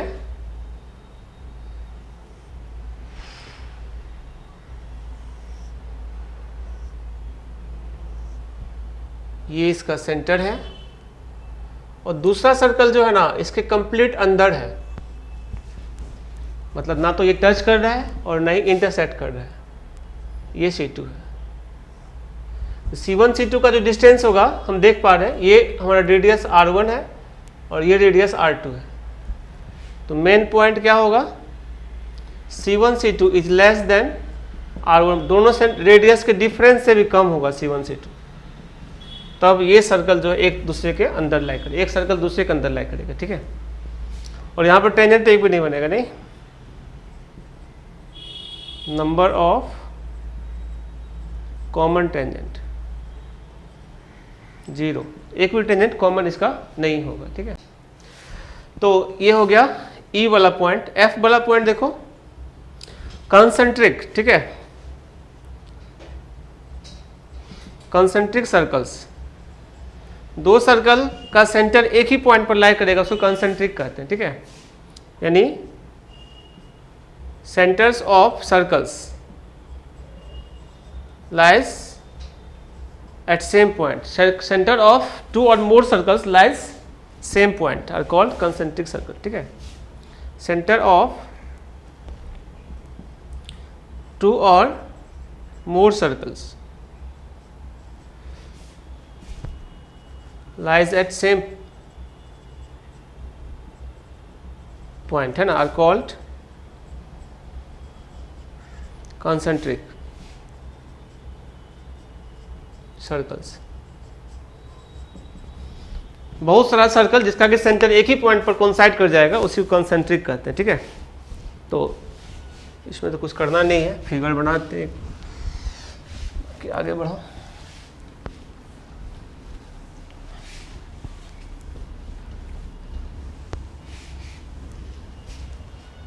चलो देखते हैं। ये एक सर्कल है, दूसरा इसके अंदर है, तीसरा इसके भी अंदर है, एक यहाँ भी बनाते हैं, ठीक है। बहुत सारा सर्कल इसका के सेंटर एक ही पॉइंट पर कोइंसाइड कर गया है, ठीक है। ये सारा सर्कल जो है ना कंसेंट्रिक, 4 सर्कल है यहाँ पर, चारों एक ही पॉइंट पर सेंटर कोइंसाइड कर गया, रेडियस अलग अलग है। समझ आ गया। तो ये सब तो बेसिक्स था, मतलब ज्योमेट्रिकल कॉन्सेप्ट, लेकिन 80% से भी ज़्यादा क्वेश्चन जो है ना इन्हीं सब कॉन्सेप्ट से अटैच होता है, ठीक है। तो अब हम लोग जब फार्मूला पढ़ेंगे तो फिर हम लोग फटाफट सारा क्वेश्चन जेईई का सॉल्व कर सकते हैं, ठीक है। लेकिन ये सब कॉन्सेप्ट अगर पता नहीं होता तो क्वेश्चन बनाने में दिक्कत होता, ठीक है। इसीलिए हम पहले इसको डिस्कस कर दिए ताकि हम आगे क्वेश्चन बनाने में कोई तरह का हम लोग को दिक्कत नहीं होगा, ठीक है। और हम देखने वाले हैं इक्वेशन ऑफ सर्कल्स। यहाँ से मेनली सर्कल स्टार्ट होता है, समझ लो, ठीक है। सब जो है ट्रेलर था, मतलब इसका स्टार्टिंग वाला पॉइंट था, ठीक है। फॉर्मूला अगर आप यहाँ से भी पढ़ोगे तो कोई दिक्कत समझने में नहीं होगा। Equation of circles in different form. First central form, जो हम डेफिनेशन से लाए थे वो सेंट्रल फॉर्म है, x माइनस अल्फा का whole square plus y minus beta का whole square is equal to a square. इसका जो सेंटर है वो है अल्फा कोमा बीटा, और इसका जो रेडियस है वो है a, ठीक है।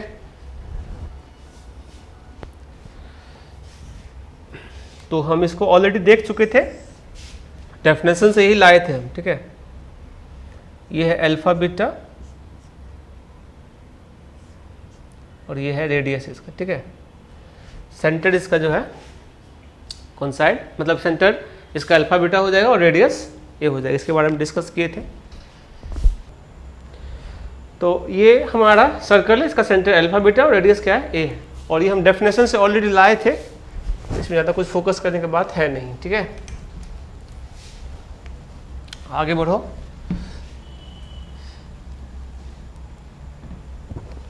स्टैंडर्ड इक्वेशन, ठीक है।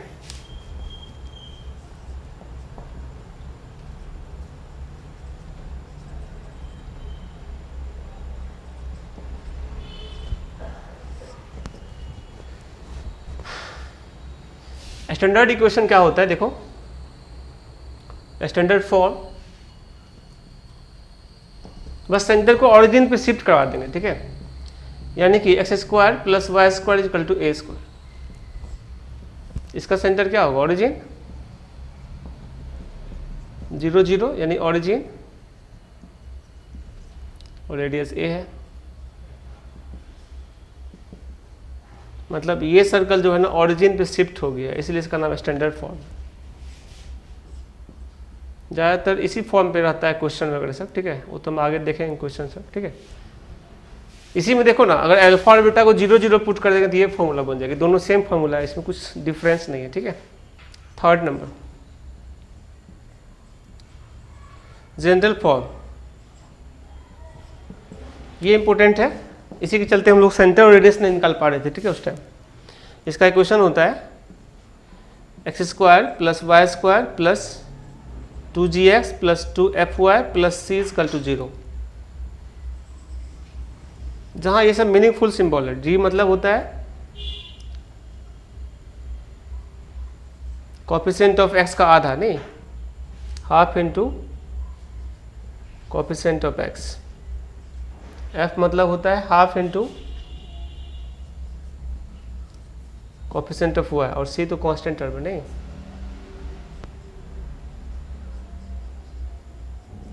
बताते हैं इसके बारे में, इसका सेंटर रेडियस कैसे निकालते हैं और क्या होता है, ठीक है। नोट करो जल्दी।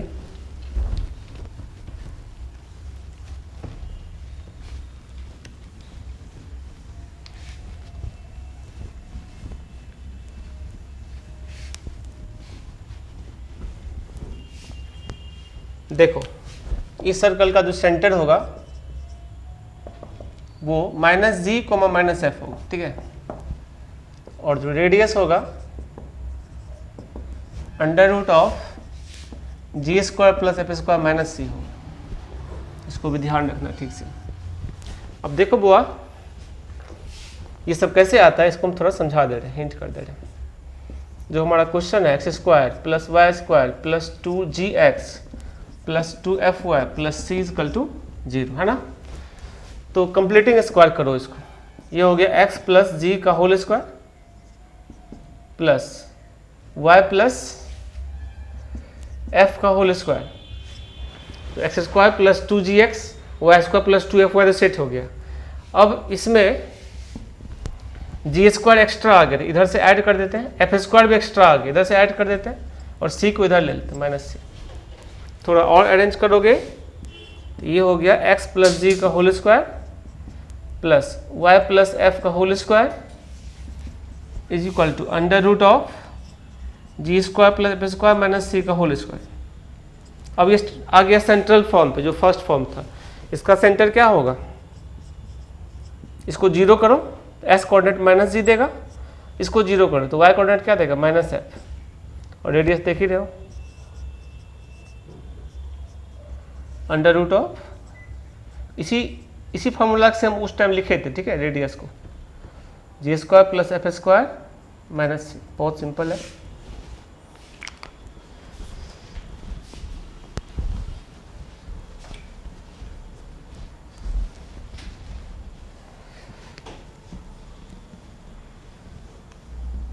ये है हमारा जनरल फॉर्म में सर्कल इक्वेशन, ठीक है। इसका सेंटर अपना कहीं पे है और रेडियस भी कहीं पे है, उससे कोई इशू नहीं है। ये सेंटर है -g, -f, और ये रेडियस, ठीक है।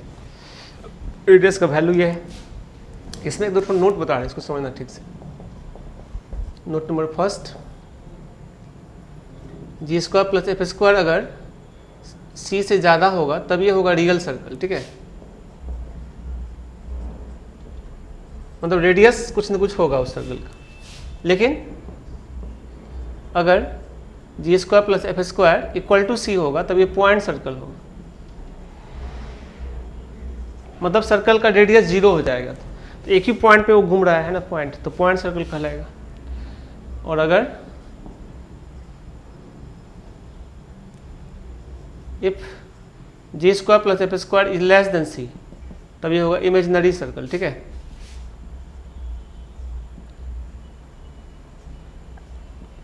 मतलब अच्छा सर्कल बन नहीं सकता है, ठीक है। अगला point, fourth number, if c is equal to 0, अगर सर्कल में c 0 होगा, circle passing through the origin, circle passing through the origin, ठीक है।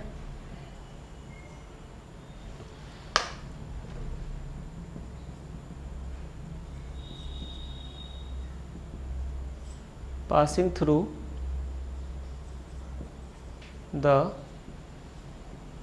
ओरिजिन, सर्कल जो है ना ओरिजिन से पास करेगा। 5 number, if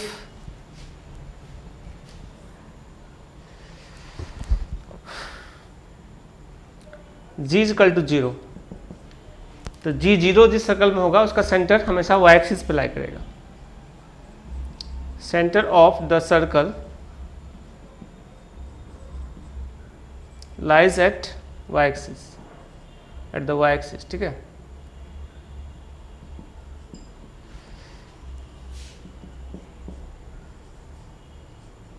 if f is equal to 0, centre of circle lies on x axis, ठीक है। सेंटर ऑफ द सर्कल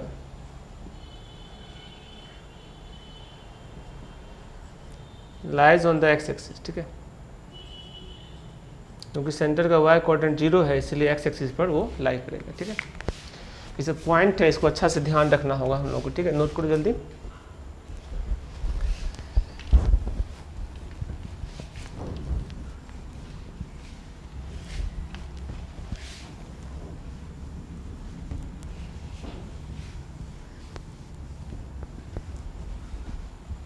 तो इस पर हम एक दो एग्जाम्पल देख लेते हैं। देखो, x square plus y square minus 2x plus 4y plus 2 equal to 0।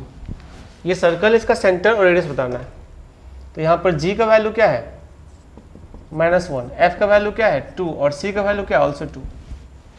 तो इसका सेंटर क्या होगा? -g -f यानी 1, -2। यानी s का जो कोएफिशिएंट है ना, उसका आधा लेना, उसका अपोजिट साइन कर देना। y कोएफिशिएंट का आधा कितना होगा? 2, उसका अपोजिट साइन, ठीक है। और इसका रेडियस √1 के स्क्वायर प्लस -2 के स्क्वायर और -2, कितना आ गया? 4 + 1 5 -2 √3, ठीक है। अगला एग्जाम्पल देखो। अगर हम कुछ ऐसा लेते हैं, मान लो x square plus y square minus 4x plus 2y plus 10 is equal to 0। इसका देखो सेंटर क्या होगा, फटाफट बताओ। सेंटर तो तुम्हारा दिख रहा है, क्या होगा? 2, -1। बट यहाँ पर जो है ना, एक काम और करो, जी स्क्वायर प्लस एफ स्क्वायर अगर निकालते हो ना, तो क्या आता है? 4 + 1 5 और सी का वैल्यू कितना है? 10। तो g square plus f square जो है ना, वो बड़ा है सी से, छोटा है सी से। इसका मतलब रियल सर्कल नहीं है, नो रियल सर्कल। ये सर्कल बन ही नहीं सकता, इसका सेंटर भी मत बताना, ठीक है। क्योंकि ये कंडीशन इसमें मेंटेन कर रहा है। सबसे पहले तो सर्कल होगा तभी ना उसका सेंटर और रेडियस निकालेंगे हम, ठीक है।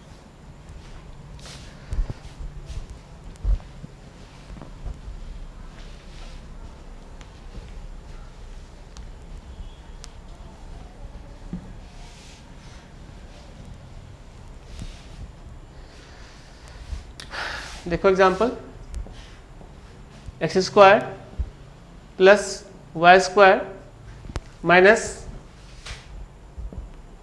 4x प्लस 8y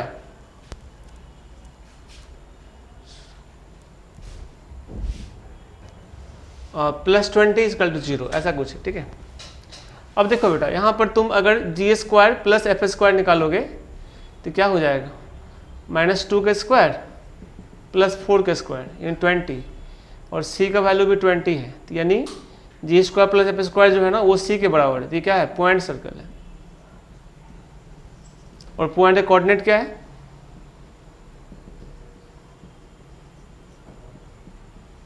ये पॉइंट का कोऑर्डिनेट है, मैंने मतलब कितना? 2, -4। देखो ना, इसको हम समझा भी देते हैं कैसे होता है ये। और इसको तुम कंप्लीटिंग स्क्वायर करोगे तो x - 2 का होल स्क्वायर प्लस y का आधा ले लो, y + 4 का होल स्क्वायर। इसे कंप्लीटिंग स्क्वायर, जैसे कोएफिशिएंट है ना, उसका आधा ले लें यहाँ पे, ठीक है। ऐसे कोएफिशिएंट कितना है? 4, उसका आधा ले लिए, और माइनस है तो -2 ले लिए। बाकी सब चीज़ सेट हो जाएगा यहाँ तक, ठीक है, तुरंत।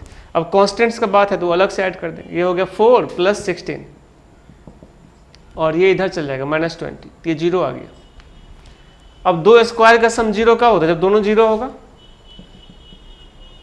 x - 2 को 0 करोगे तो x क्या मिलेगा? 2, और y + 4 को 0 करोगे तो y क्या मिलेगा? -4। इसलिए पॉइंट क्या होगा?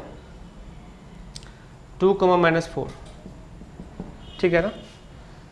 जैसे मान लो अगर कोई चीज़ से डिवाइड रहेगा इसमें, मान लो 3x², लेकिन सेम रहना चाहिए कोएफिशिएंट, बताए थे नहीं, 3y² minus 2x minus 5y plus 5y minus 3 = 0। अब यहाँ पे c अगर नेगेटिव ले लेंगे तो हमेशा सर्कल बनाएगा, ठीक है, क्योंकि g² प्लस f² हमेशा c से तब क्या होगा, बड़ा होगा।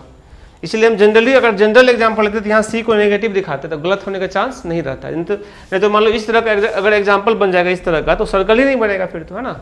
देखने में लग रहा है ये भी सर्कल, लेकिन ये सर्कल है ही नहीं, इमेजिनरी कर्व है, ठीक है।